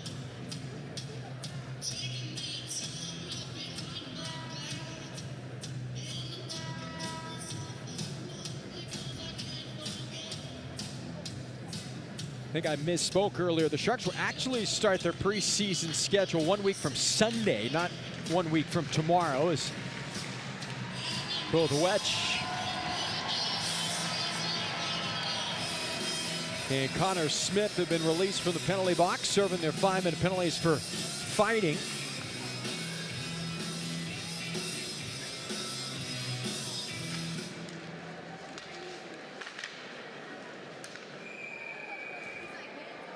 And off the draw, it's gloved down by Butjets, so we'll do it again. Sharks will open up the regular season on October the 9th against the Vegas Golden Knights at SAP Center. And game 2 of the regular season will be 2 nights later against these Anaheim Ducks at the Tank.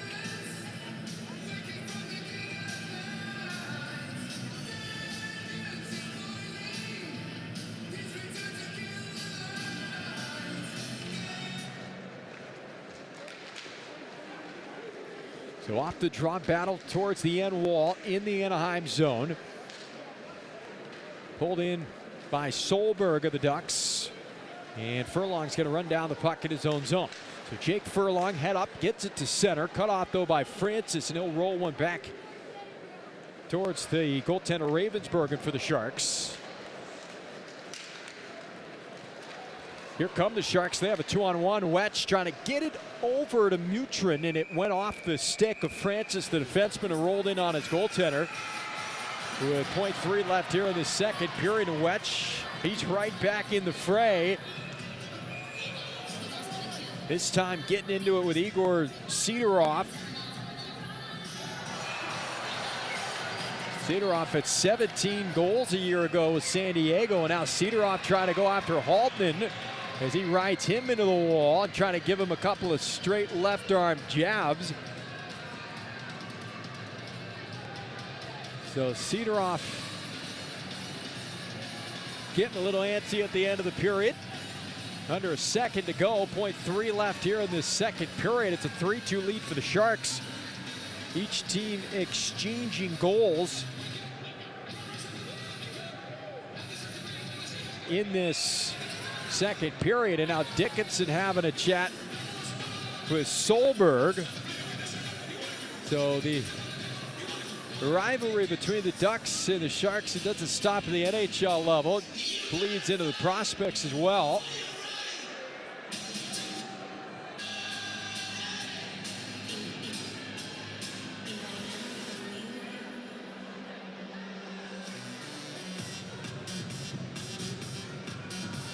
So the officiating crew sorting it all out with just .3 left here in this second period. Sharks have goals from Cam Lund, Matthias Havlet, and Quentin Musty. Musty's had a really strong game. He's got a couple of points, a goal, and an assist, 2 shots on net, and a +1 rating. Musty, a first-round pick of the Sharks in 2023. That was the same year that they took Will Smith in the first round.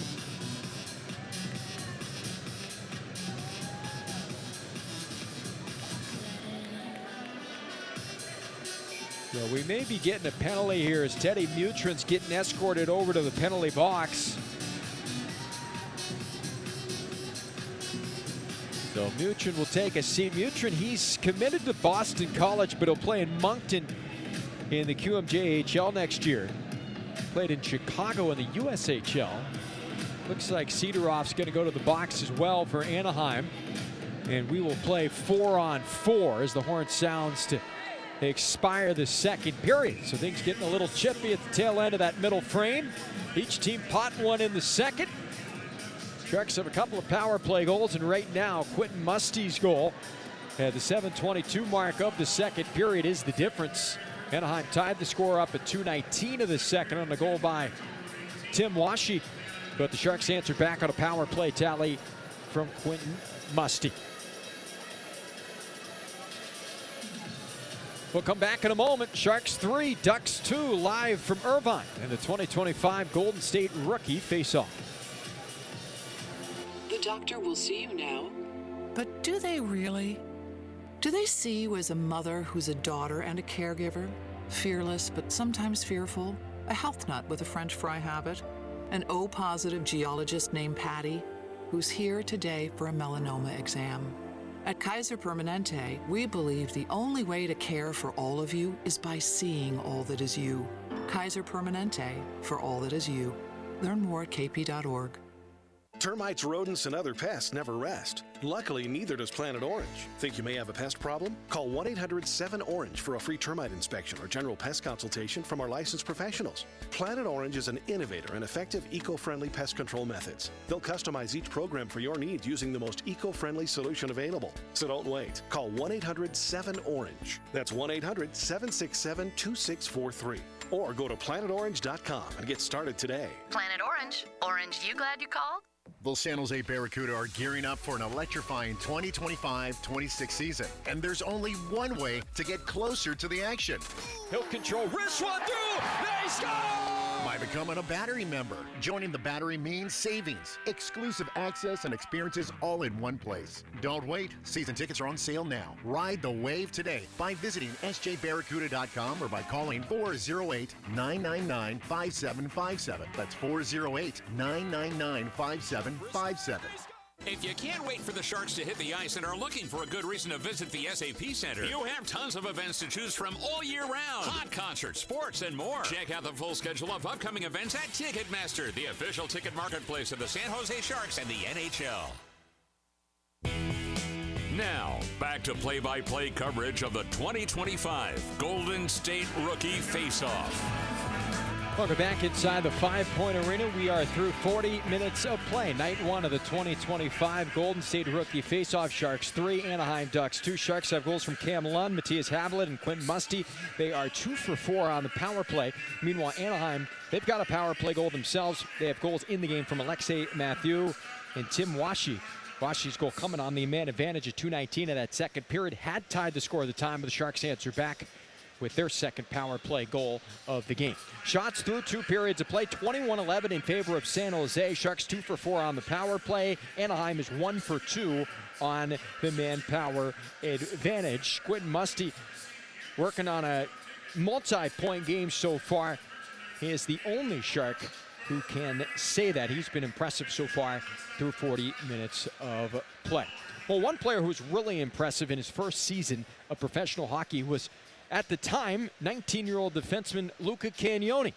who put together a first AHL All-Star campaign last year, a dynamic season from the back end, double-digit power play goals for Cagnoni a year ago with the Barracuda.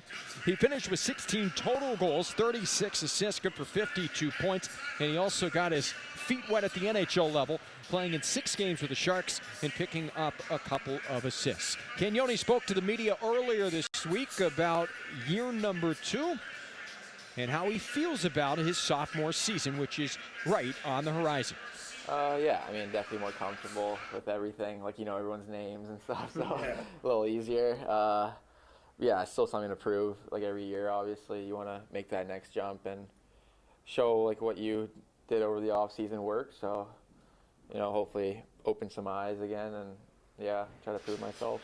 Well, Cagnoni certainly opened eyes last year. He was a player who could have went back to the Western Hockey League and the Portland Winterhawks, but he was so good right off the bat and proved almost instantaneously he was ready for the next step in his career. Now, the next step this year is, can he, one, make the Sharks out of camp? If he doesn't, can he push for more opportunity throughout the season? It's not a death sentence by any means for a player to not make the big club out of camp, because the roster is in constant flux. So maybe you don't make it right away, and then you get caught up and you make the team after that point. We'll see. We see it every year. But certainly Cagnoni is on the radar of the organization as a future piece to a puzzle they hope is a competitive puzzle for years and years to come. Here was Cagnoni on the expectations from upper management. Yeah, I mean, I guess when you come in your second year, you kind of know what they want to see and the way that they want you to play. Obviously, like exit meetings, they tell you what to improve on over the summer and all that, but kind of gets put into your hands if you're going to do it or not, and if you want to change. So, just you kind of expect to like prove what you did over the summer to transform your game to maybe get it to the next level. We heard in our open from Sam Dickinson and from Michael Misa, all these young players want to make an impact and they want to begin their NHL journeys. There's only so many jobs, as we all know, but guys can certainly make an impression during training camp and in preseason play to at least plant a seed within upper management's minds that they can be part of the future and part of the solution. Here was Luca Cagnoni on his approach going into training camp. Obviously, everyone's kind of coming in at camp and trying to take other people's jobs and stuff. You kind of have to have like fun with it again too. But yeah, it's definitely a more serious time of the year, and definitely gonna learn a little bit from them. Probably a lot, actually. Learn a lot from them and take that wherever I am this year. If it's in the A or if I'm up, like just try to improve my game and then hopefully get like a call up or something. Cagnoni referring to the veteran players, and the Sharks have a lot of them. They brought in quite a few vets this year to continue to insulate some of the young players and try to ice a more competitive team this year. The Sharks trying to take another step in their evolution and their rebuild. It certainly feels like they've hit that point where they hit rock bottom, picked number 1 overall, picked a guy like Macklin Celebrini, who they hope, and certainly the way he played last year, he's going to be a generational player, and you continue to add pieces to the organization, and that's how you turn things around in a hurry. One player they hope is part of that solution as well is Casper Haltman. We'll hear from Casper when we come back, as the great Brody Brazil caught up with Casper earlier this week. 3-2 lead for the Sharks after 40. Live from Irvine, it's the 2025 NHL Golden State Rookie Faceoff. Like a goalie gloving a wicked slap shot, Western Digital devices capture your data and hold on tight. Our line of SSDs and hard disk drives feature robust hardware encryption and password protection to help keep your data safe in the face of a wide range of threats. It's like having an all-star tendy for your important files and favorite content. Western Digital, a proud official partner of your San Jose Sharks. Coors Light presents To Chill or Not to Chill, when your friend bets against your team and the friendship. Or choose chill because you're drinking Coors Light with your buddy. Coors Light, choose chill. Celebrate responsibly. 2024 Coors Brewing Company, Golden, Colorado. A podiatrist will tell you about your feet. An orthopedist will tell you about your bones. A physical therapist will analyze your gait. A psychologist will help you manage your anxiety. But what if they're all connected? What if your walk affects your hip alignment and the loss of movement affects your mental health? At Kaiser Permanente, we know the body is connected in unseen ways. That's why our doctors work together to care for all that is you. Kaiser Permanente, for all that is you. Now, back to intermission coverage of the 2025 Golden State Rookie Faceoff.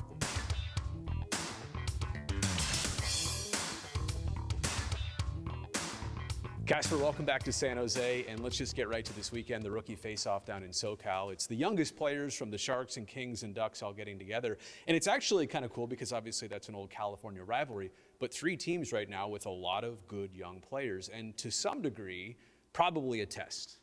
Yeah, I mean, it's excited to be part of it, you know, kind of see where our guys are at and, you know, playing against the top talent in those young teams over there too. At the very least, it's the opportunity to get your timing back and the hands and the feet moving at the same time. What is it about coming back after every summer? Like, what's the rust that you feel like you always have to kind of just shake off in a situation like this? Yeah, I feel like, you know, you in the summer you know, practice more skill stuff on the ice, and then obviously strength and all those kind of things off the ice. So I feel like just kind of get back to the game and the systems and stuff like that. That's going to be the hardest part of it. You know pretty much everybody, I think, here by this point. You've seen them either at Dev Camp or along the way. What is this youngest group of Sharks players like? If you have to define them, not as hockey players, but as people, what are they like?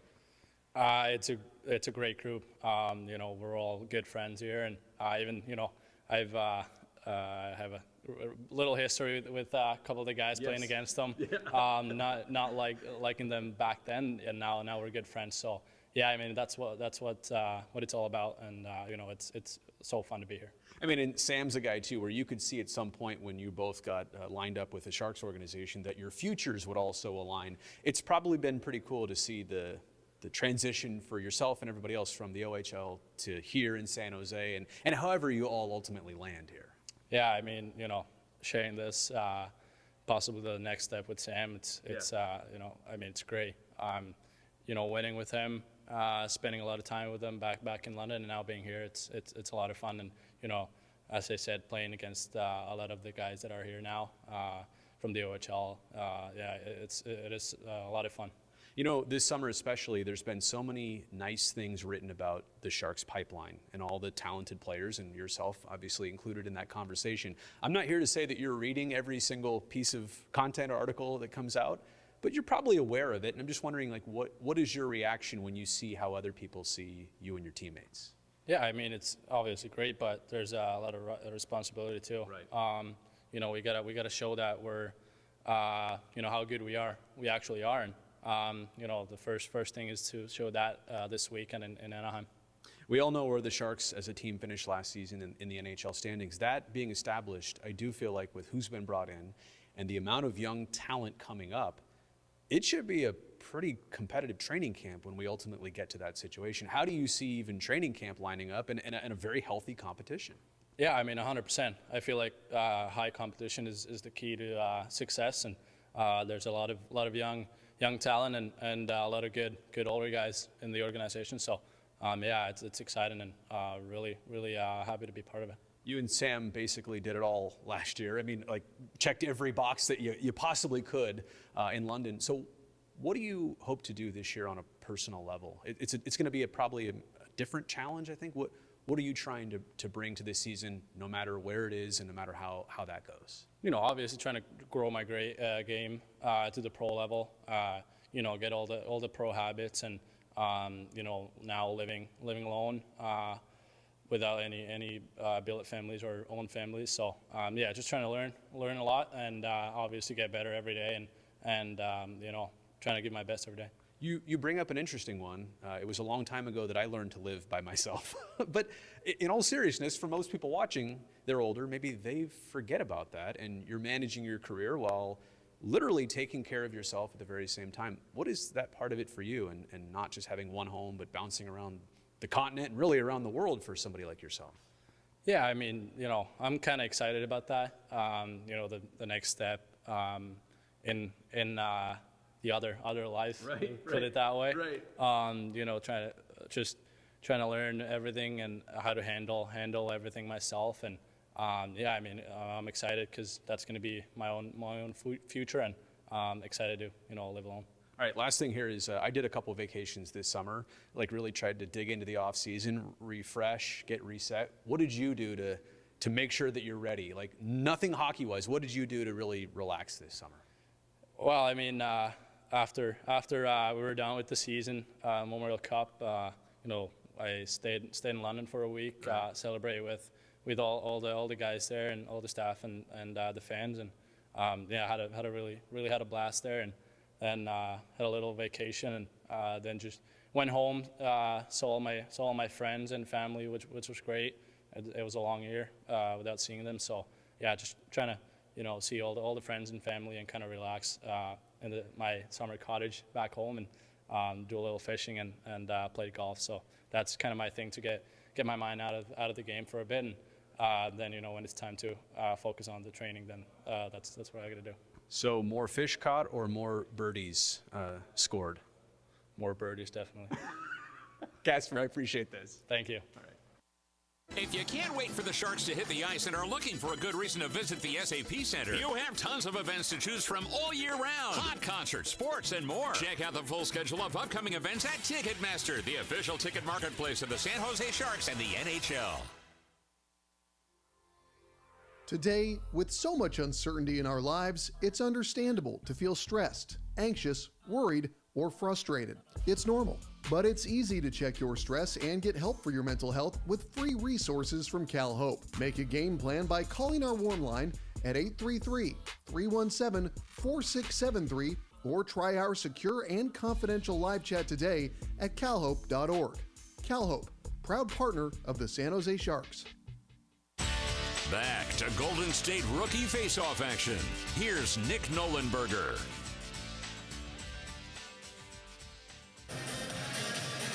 Three-2 lead for the Sharks through 40 minutes of play. San Jose will move from left to right here in this third and final period. They've got a couple of power play goals, and they've got goals in the game from Cam Lund, Matthias Havelin, and Quinn Musty. Musty's third goal broke a 2-2 tie. Anaheim has twice erased one-goal deficit. Sharks are 2 for 4 on the power play. Ducks are 1 for 2. Ravensbergen will be to our left for the Sharks. And the Sharks will start this third period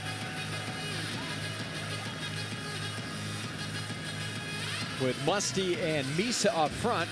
Wong and Kenyoni are the defensive pairing, and the reason for that, the reason why they only have 4 players, is we will start this third period playing 4-on-4 for a full 2 minutes.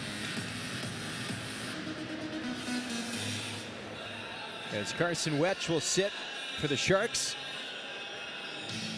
and Igor Sidorov for the Anaheim Ducks.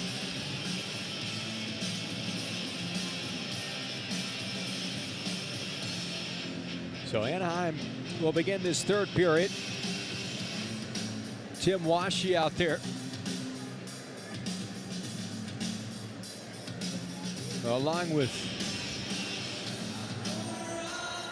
Beckett Seneca up front, and the defense is Matthew and Terrence Smith. So Misa will take the draw, and it's won directly back by Anaheim deep into their own end. So we're underway here in the third. Sharks 3, Ducks 2, live from the 5 Point Arena in Irvine. Terrence Smith will give off for Seneca to pirouette his body to collect that pass, just barely stayed onside. Sharks are going to transition back up the surface. Misa leaves for Musty. Musty drops for Kenyoni. Kenyoni top of the circle, weaves middle ice, shoots, and a save is made. Anaheim has made a goaltending change, so Michael McIver has entered the third period. He's a camp invite. We'll go over his numbers from last year in just a moment. Solberg now with it, left circle. Ravensbergen stays in the game for the Sharks. He was expected to play the entirety of this one, and he's been sharp.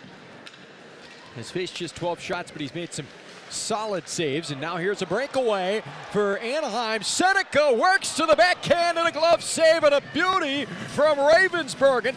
as he uses his 6'5" frame, full extension, and he flashes the leather to keep the Sharks ahead 3-2. Seneca with a little shoulder fake, forehand, backhand move, and Ravensburgen stones him.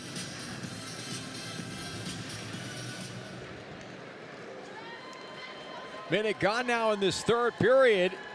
Sharks 3, Ducks 2. Bad giveaway. Cam Lund shoots and scores! Lund off the post and in, and the Sharks push their lead to 4-2. Lund's got his second of the night. A horrid giveaway by Anaheim in their own defensive third. And Cam Lund rips it home. They give the Sharks a 4-2 lead. That was Will Francis, just did not pick up 46 in white. And Lund makes Anaheim pay with his second of the game. Lund's got his, or has the puck rather on his stick, now gives off for Furlong, who's up and over the line. Furlong lost it to Connor Smith, and Smith will carry it up the left wing side. 4-2 lead for the Sharks.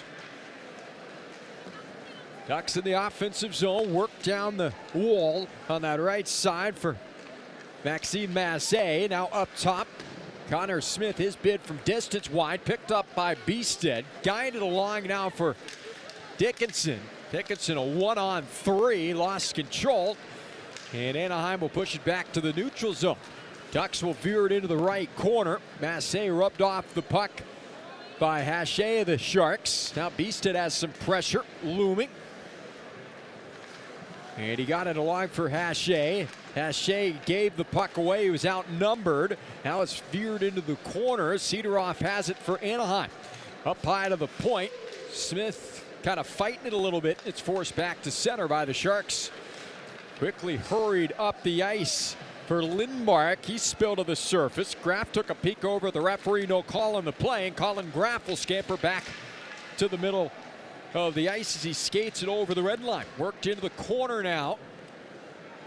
Now Haviland racing to it near side for the Sharks, looking to keep it alive in the offensive zone. Got it into the corner. Worked back up high to the right point. Haviland shot from distance. Slapped at by Heiss. Save is made. MacGyver 6'1", 174, 19-year-old from Ontario. Played last year in North Bay. He's a camp invite for the Golden State Rookie Faceoff. Heiss will skate it over the line. His shot on net, kicked out. Big juicy rebound. Came back towards Heiss, and now we've got a penalty coming. And it looks like it's going against the Ducks. Sharks have generated a couple of opportunities. They've got a goal here in the third. Now Francis is going to take a seat. Time of the minor penalty for hooking at the 3:16 mark of this third period. So the Sharks back onto the power play for the 5th time tonight.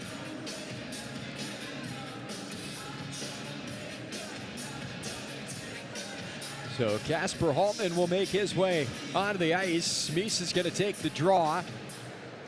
Poked up high to the point by Musty. Cagnoni gives off for Haltman. Down low, thrown to the back post by Graff that grazed the goaltender MacGyver. Nearly made its way home, and now Anaheim will rush it back to the neutral zone. Smith gives off for Weeb, down in his feet. Pulled in now by Misa in the trapezoid. Kick free by Musty. Cagnoni's going to scoop it up.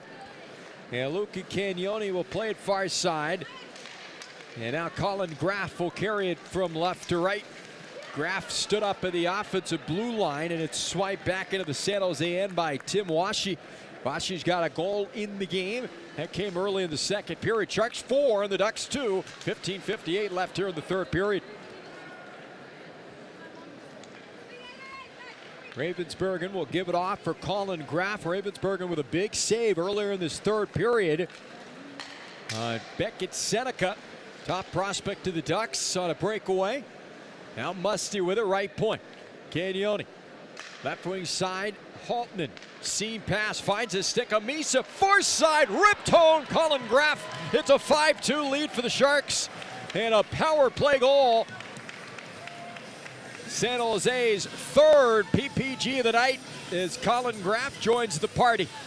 And a great setup feed by Michael Misa to the back post. Time of the power play goal at the 4:29 mark of period number 3.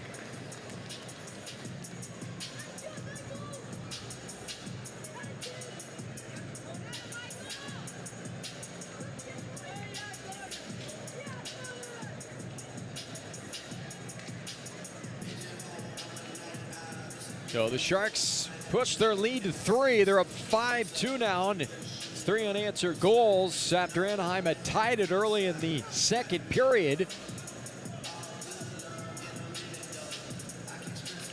On paper, the power play looked lethal, and it has come to fruition so far in this opening game. 3 power play goals for the Sharks, and they've got a 5-2 lead. Hubin will put it in the right corner, getting it on the forecheck for the Sharks. Ducks control. Backhanded in deep by Anaheim. Ravensburgen will come out to slow it. Some pressure on, lifted to the near side, skated into by Hubin.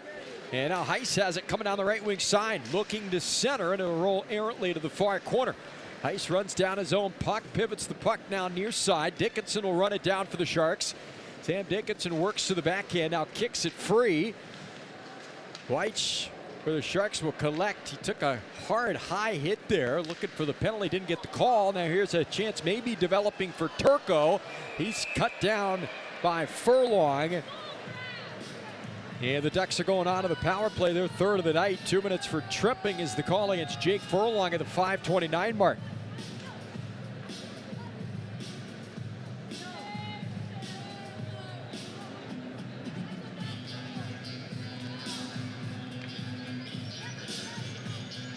So the face-off draw will be to the left side of Ravensburgen. Seneca out there along with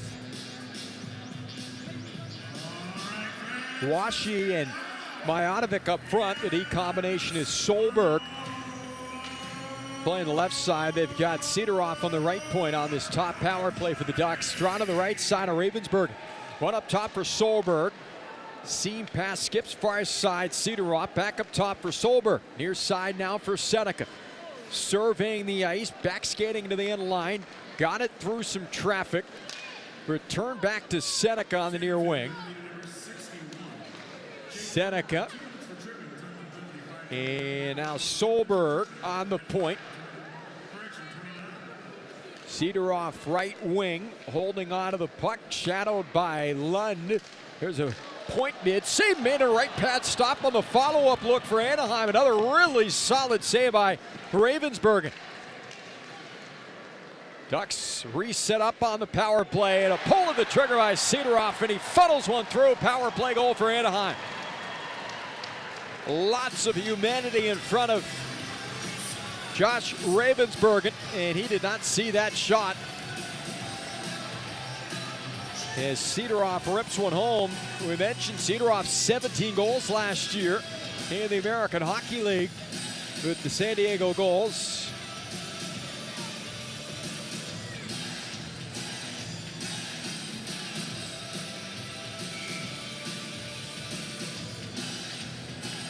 So a power play goal for Anaheim, their second power play goal. Time of the goal comes at the 6:14 mark of period number 3. So Anaheim stops the bleeding a little bit after 3 straight from the Sharks. And San Jose's lead shrinks now to 2. They lead at 5-3 here in the third period. And an icing against the Sharks will stop play. 13:32 left here in this third period. Tonight's broadcast being brought to you live from the 5 Point Arena in Irvine, California. It's the official practice facility of the Anaheim Ducks. Built within the last 10 years. Off the face-off draw, the Sharks will skate it back to the neutral zone. Here's a chance for Graf coming down the wing, bidding for a second of the game and period. And just getting a piece of it was MacGyver with the left shoulder. Now Dickinson hurries it for Misa. Misa skates it along the goal line. Now behind the cage.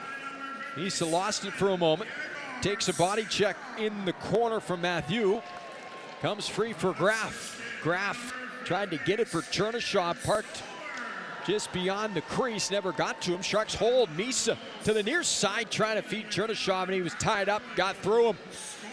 Now a battle along the near side wall. 12:50 left here in the third. Sharks 5 and the Ducks 3. Now a turnover. Chernishaw steals in front, and it dribbles free. And I'm able to direct it out of the zone. Good pressure by that forward trio of Graf, Misa, and Chernishaw. Graf back over the line. Misa coming from a sharp angle.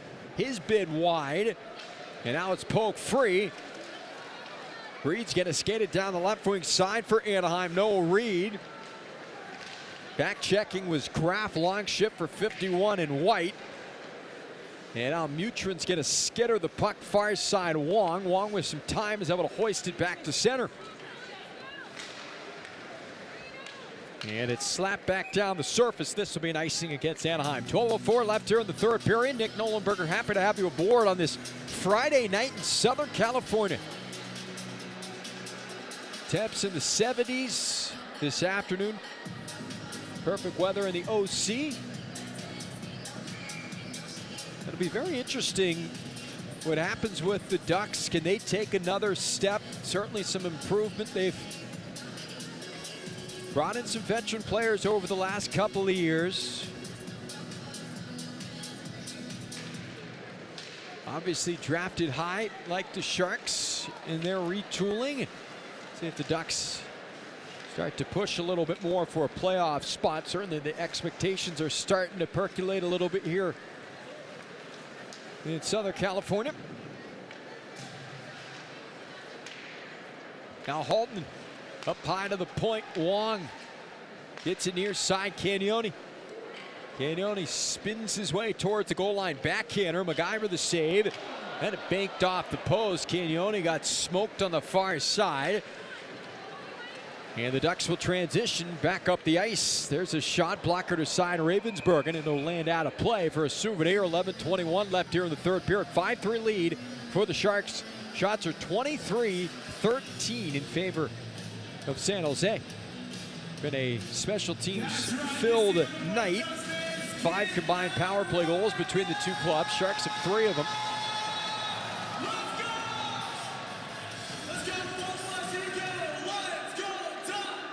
So Philip Beestead will take the draw.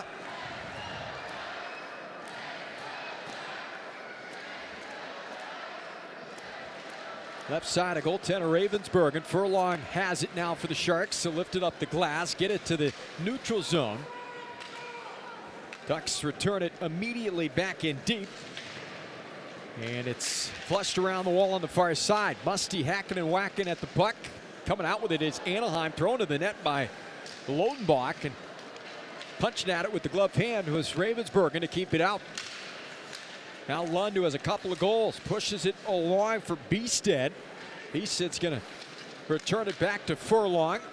Out left wing side, Musty dancing his way through the high slot. Got it on net. MacGyver, great stop, point blank in tight on Cam Lund, bidding for the hat trick. Lund then pivots the puck towards the net. It was up on its edge, and it just goes wide. Now Dickinson near side Furlong. Furlong to the target. Solberg got in between him and the net and blocked it. Now Beestead for Lund, and he just overhandled a little bit, and it drifts back to center. Hurried back for Beestead, and the play is going to be stopped for an offside against the Sharks. 10:18 left here in the third period. 5-3 lead for San Jose, live from the 5 Point Arena in Irvine. Such a fun event this has become. As we mentioned, it's shrunk a little bit this year. We'll see if they expand next year again, but just the California teams this season. But a great chance for you to get a little bit of a melting pot of Sidorov and Hubin getting into it a little bit right in front of the Sharks bench on this face-off.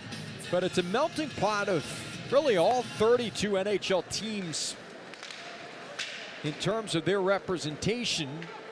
Not sure if every team has a scout in attendance, but there are tons of scouts here. Obviously, the management staffs of all the NHL teams participating, so it's really a who's who of NHL personnel at these events. 5-3 lead for the Sharks here in the third period. 9:55 to go in the final frame. Matthew will bounce it in deep for Anaheim. He scored back in the first. Sharks will look to break out. Pass intended for Torrance is cut off. Returned back below the goal line.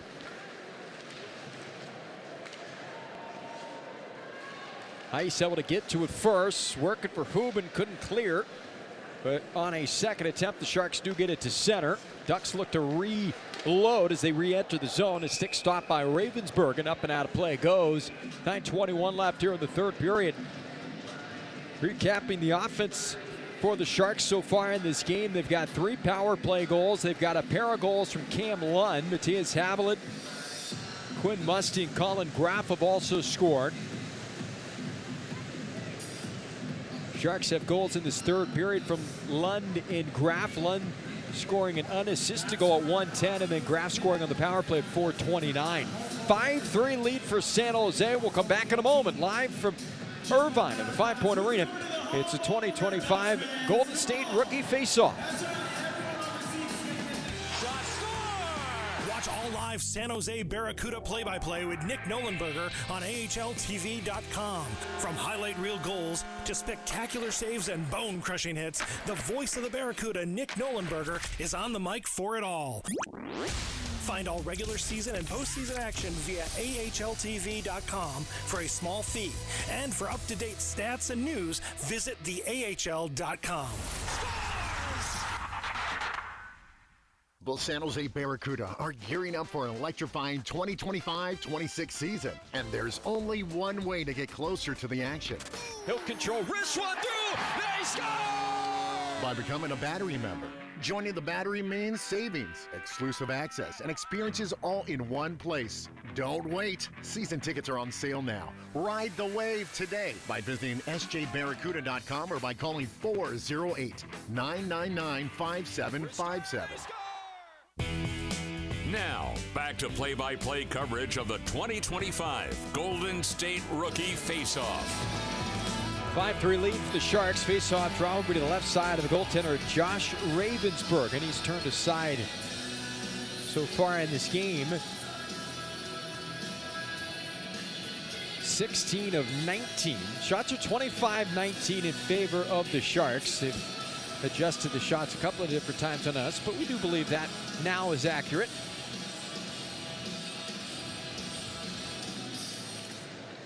Off the face-off draw, picked up by Anaheim. Ducks have the most recent goal. Getting back on the board. Cut the deficit down to 2 from Igor Sidorov. Stan Solberg and Niko Mijotovic with the assist. That was at 6:16 of this third period. That was after the Sharks had potted a pair to push their lead to 3. So back underway we go. Battle on the near half wall in the Sharks zone. It's lifted to center. Mijotovic, 48 in orange, will veer it far wing. Procession will work it back to his D. And now played rink wide. Mijotovic's up and over the line. Pulls up on that right wing. Pivots the puck below the goal line. And laid back into the trapezoid by the Sharks, Luca Cagnoni. Now Wong's going to be spilled to the ice. No penalty on the play. Ducks are quickly over the line. There's a shot. Stick stop by Ravensburg. Handcuffed him a little bit. Now a body check by Haltman as he staples his man along the wall.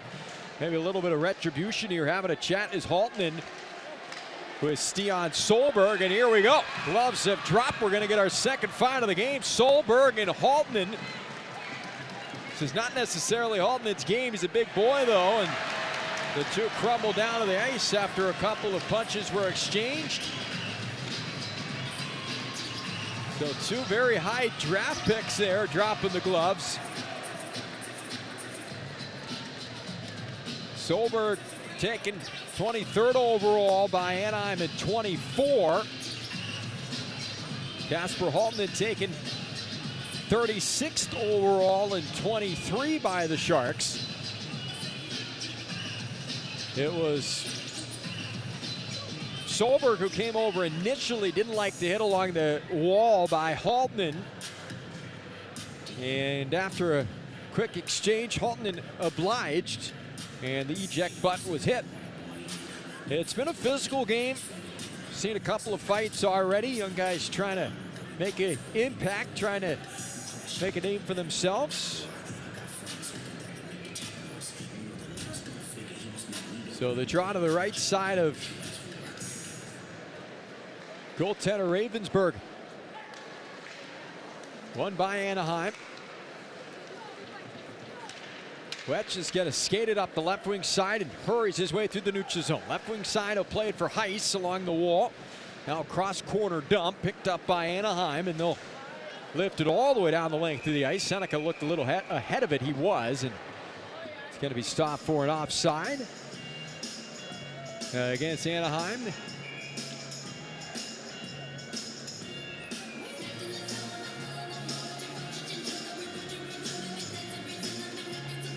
So the face-off draw is going to actually come all the way down the length of the ice. Draw will be the left side of Michael MacGyver. MacGyver last year 8-9 in 18 games with the North Bay Battalion in the Ontario Hockey League.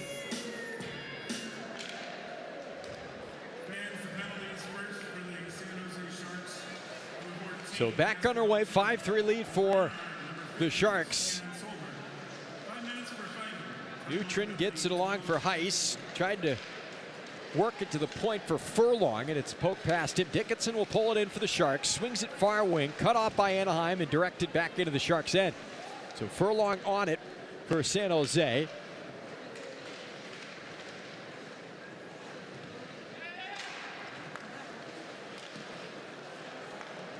Neutron got in the passing lane.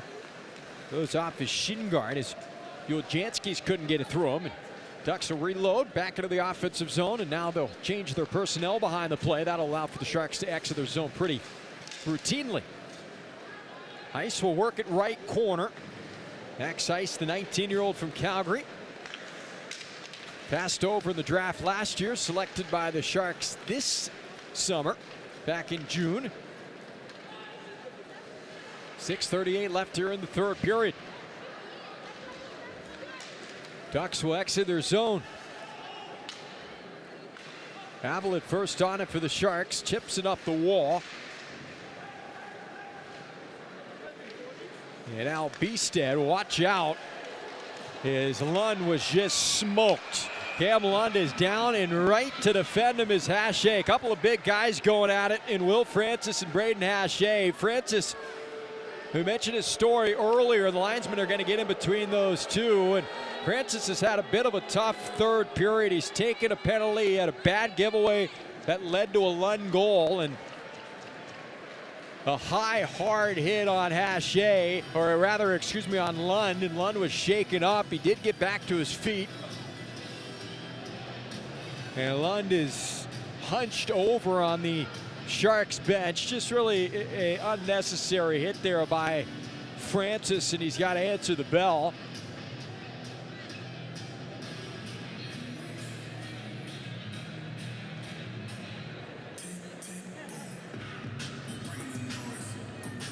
So Cam Lund just went down the tunnel. It's the last thing you want in these type of games, especially late too, because you're under 10 minutes to go in the third period, is for a player to get injured. Hache still barking over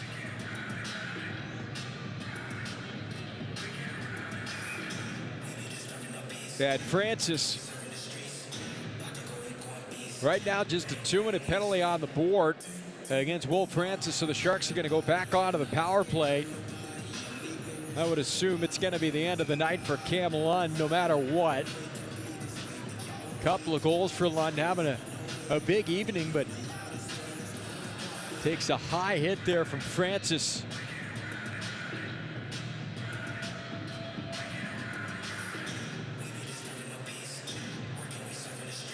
It looks like Weeb's going to the box as well, so we'll sort out the penalties. A little surprised it's just a 2-minute minor penalty, though. So the face-off draw to the right side of MacGyver, who relieved Butjets after Butjets worked the first couple of periods. And off the draw, Anaheim is going to play it all the way down the surface. So the Sharks already with 3 power play goals, up 5-3, back onto the advantage. Michael Misa with speed, carries it over the line, drops it left wing side. Chernyshov up high to the point. Cagnoni back for Igor Chernyshov. Top of the umbrella for Cagnoni, now for Misa. Pressure by Majovic and cleared out of the zone. So the Sharks will have to head back into their own end to get the puck. Ravensbergen hurries it for Cagnoni. 5:36 left now in this third period, as Colin Graff will skate the puck up ice from left to right. Graff tried to get in deep, right into the shin guard of a Duck, but reeled in Cagnoni. Down low, Misa in tight, dancing through. Quick shot. That's a great glove save by MacGyver. Point blank opportunity for Colin Graff, and MacGyver is able to flash the leather. 5:19 left here in the third period. That would have been Graff's second of this third and second of the game. So MacGyver able to throw up the right hand and make the save. So the draw will be to the left side of the Anaheim netminder. Graff just found some soft ice. And Misa, who's been dishing the pill all night long, put it on a tee for him, and you got to tip your cap to the goaltender. Sharks still on the power play here. There's a one-timer. Dickinson just funneled through, and then MacGyver reels it in. And Max Heiss just got smoked in front of the Anaheim net. Didn't see a ton of chippiness for the first period or so, but it has certainly ratcheted up since that point. Already seen a couple of scraps.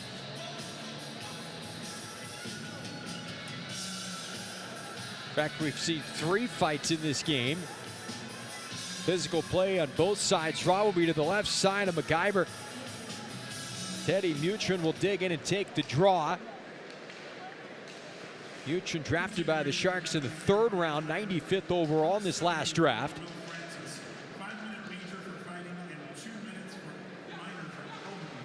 So a minor for elbowing against Francis. So Haviland back into his own end. 4:44 left here in the third period. Sharks 5, the Ducks 3, opening night of the Golden State Rookie Faceoff here in Irvine. Sharks get the puck in deep. Ducks look to clear, held in by Haviland. Haviland up top for Dickinson. Return to Haviland. Right circle.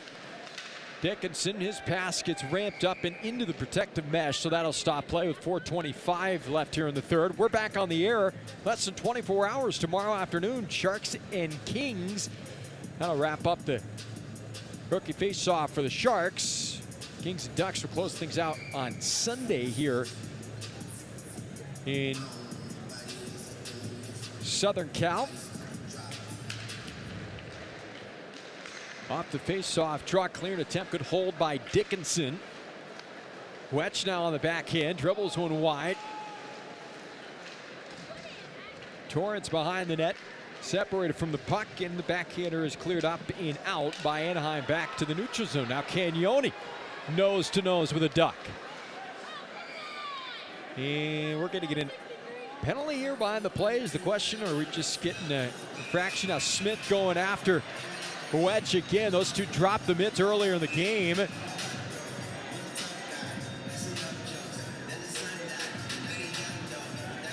Hubin came over for a moment as well. Now Weed getting into it with Dickinson. Blood boiling on both sides here. Smith taking the roundabout, trying to get into the confrontation. The linesman holding onto him with both hands as this altercation continuing. Dickinson throwing some punches, gloves still on with Weave, drives him into the bench. Sam Dickinson still getting into it with Jackson Weave. Those two tumble the ice. Gloves are still on both of them.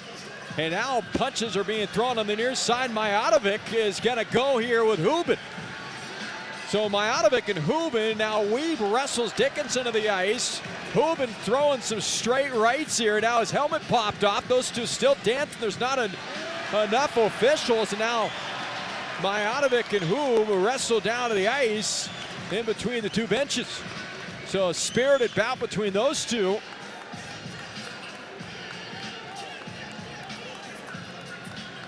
Hubin, a tryout player, played last year in Ottawa with the 67s and acquitted himself quite well in that altercation. So this game has really hit a boiling point.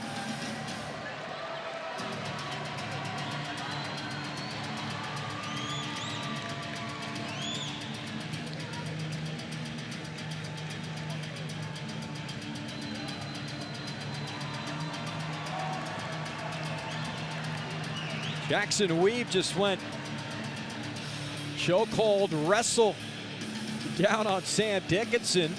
A good scrap between Hubin and Mijatovic.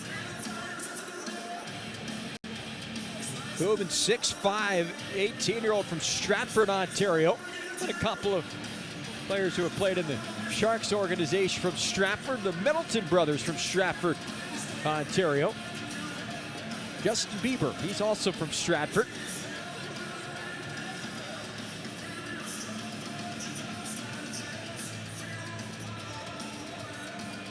So with 4:02 left here in the third period, benches are going to be shrunk a little bit because they set a few players off. Penalty boxes are starting to get full. Shots are 27-20 in favor of the Sharks. They lead at 5-3. We have seen multiple fights in this game.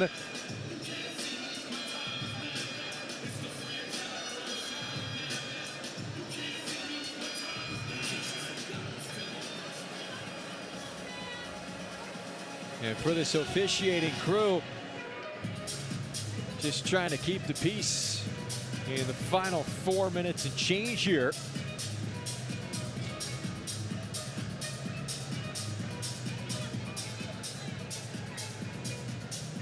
There were fights before the hit, but the disdain really began when Will Francis was called for an elbow on Cam Lund. Earlier in this period, Lund has not returned to the game since that point. He was given just a 2-minute minor penalty. Looks like we're going to play 4-on-4 here.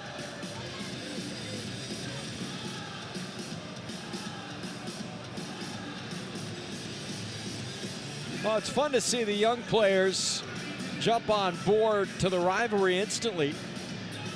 No love lost between these organizations.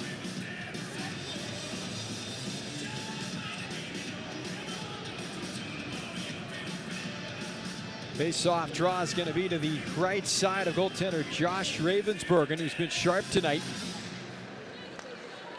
Ducks win the draw, 5-3 lead for the Sharks. We're going to play 4-on-4 for the next 155. Sidorov, his shot through some traffic. Good stop, Ravensbergen. Sharks will exit their zone. Musty, he'll lift the puck into the right corner. Wang will lower the shoulder.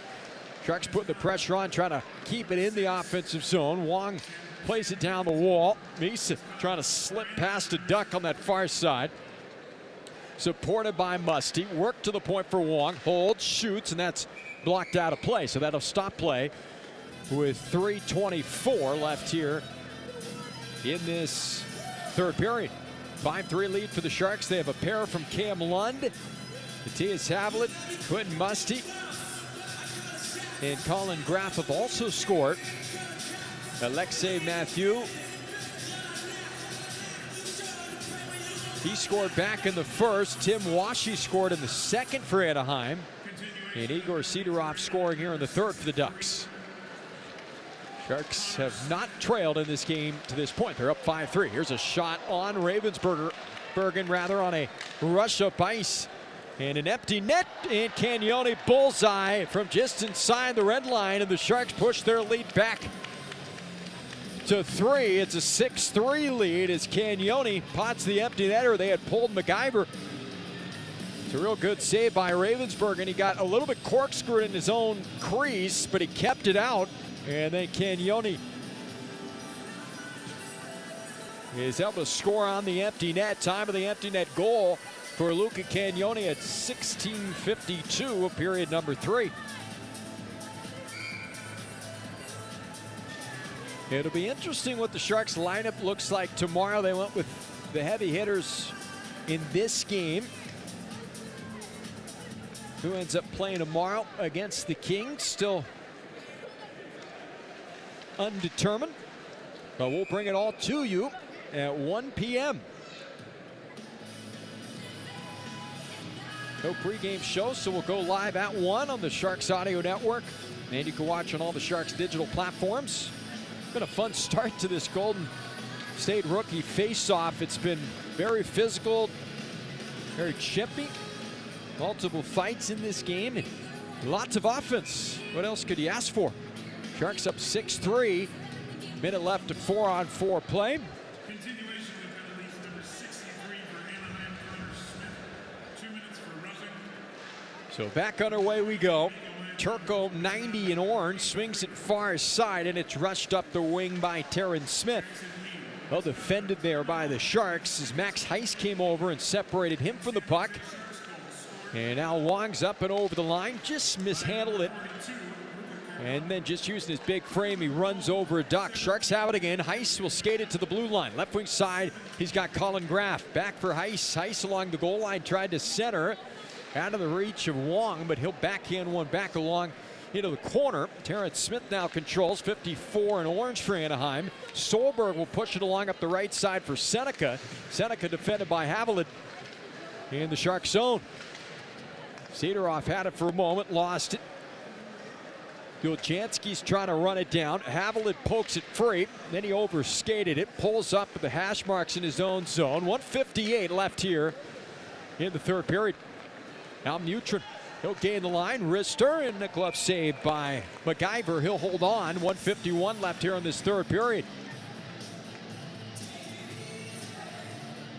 Tonight's broadcast being brought to you live from the 5 Point Arena in Irvine, California. Day 1 of the 2025 Golden State Rookie Faceoff. So Mutrin and Halton will come off the ice. Carson Wetsch will take the face-off draw. And Wetsch wins it up high to the point for Furlong. Furlong's wrister just missed the mark. Seneca collects it off the inboard Karen, but he lost it. Wetsch down low, in tight, taking it to the net is Weiss. And a paddle stop in the butterfly by MacGyver, keeps it out.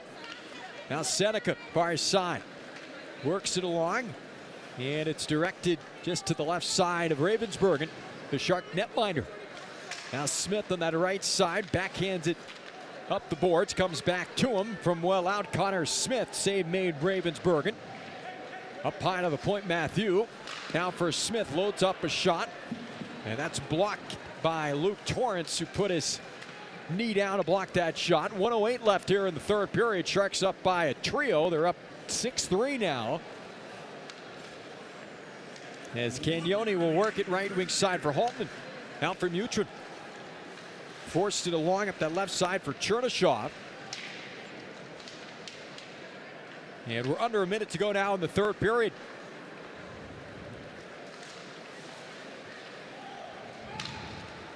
Ducks will get the puck down and deep, so the Sharks will improve to 1-0 in the rookie face-off. Good showing for the young guys. Multiple players sticking out as Wong just lowered the boom on Owen Lindmark. And Lindmark will make a change.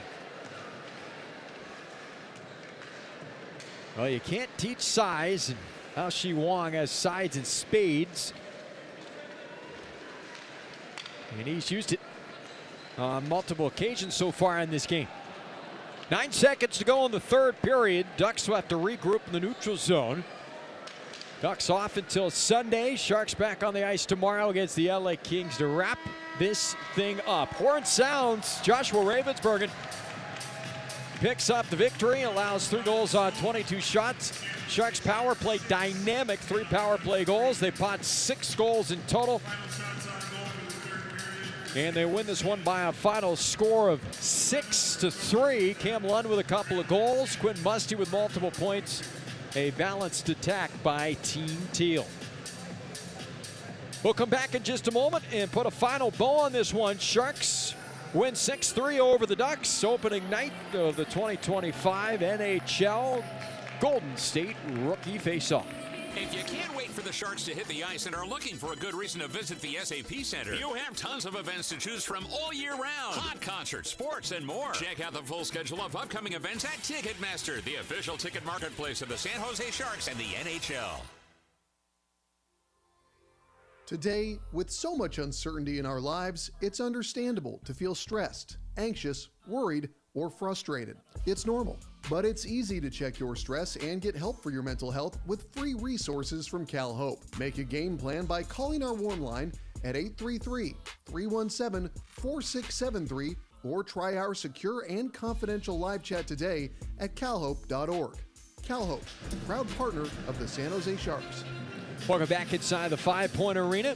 Great start for the Sharks. Night number one, winners by a final score of 6-3. A balanced attack tonight. Cam Lund pots a couple. Quentin Musty finishes the game with a couple of points as well. He had a goal and an assist. Did Musty. Kasper Holtman had a couple of assists. Philip Beeston also a 2-point night. He had 2 assists. Luca Cagnoni with a goal and an assist. Colin Graff with a goal and an assist as well. So the players you expected to make an impact certainly did. I thought Michael Misa, in particular on the power play, you saw the creativity, the vision, the playmaking.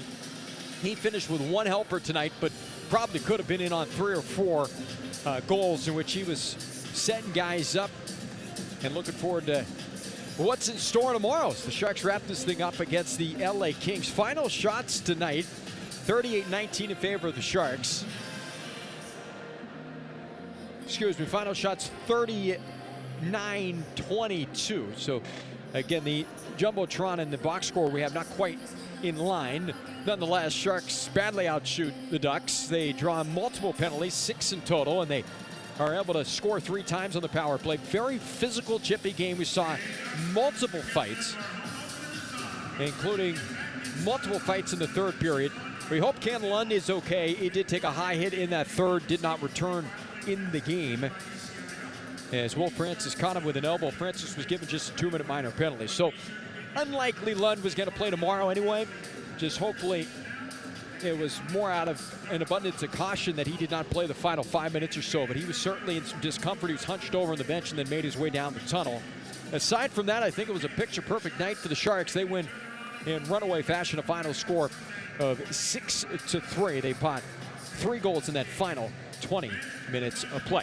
Again, a reminder, we're back on the air tomorrow. It's a 1 o'clock puck drop. We will start at 1 p.m. sharp Pacific time with no pregame coverage. So we'll jump right into play-by-play on the Sharks Audio Network, and you can watch on all Sharks digital platforms.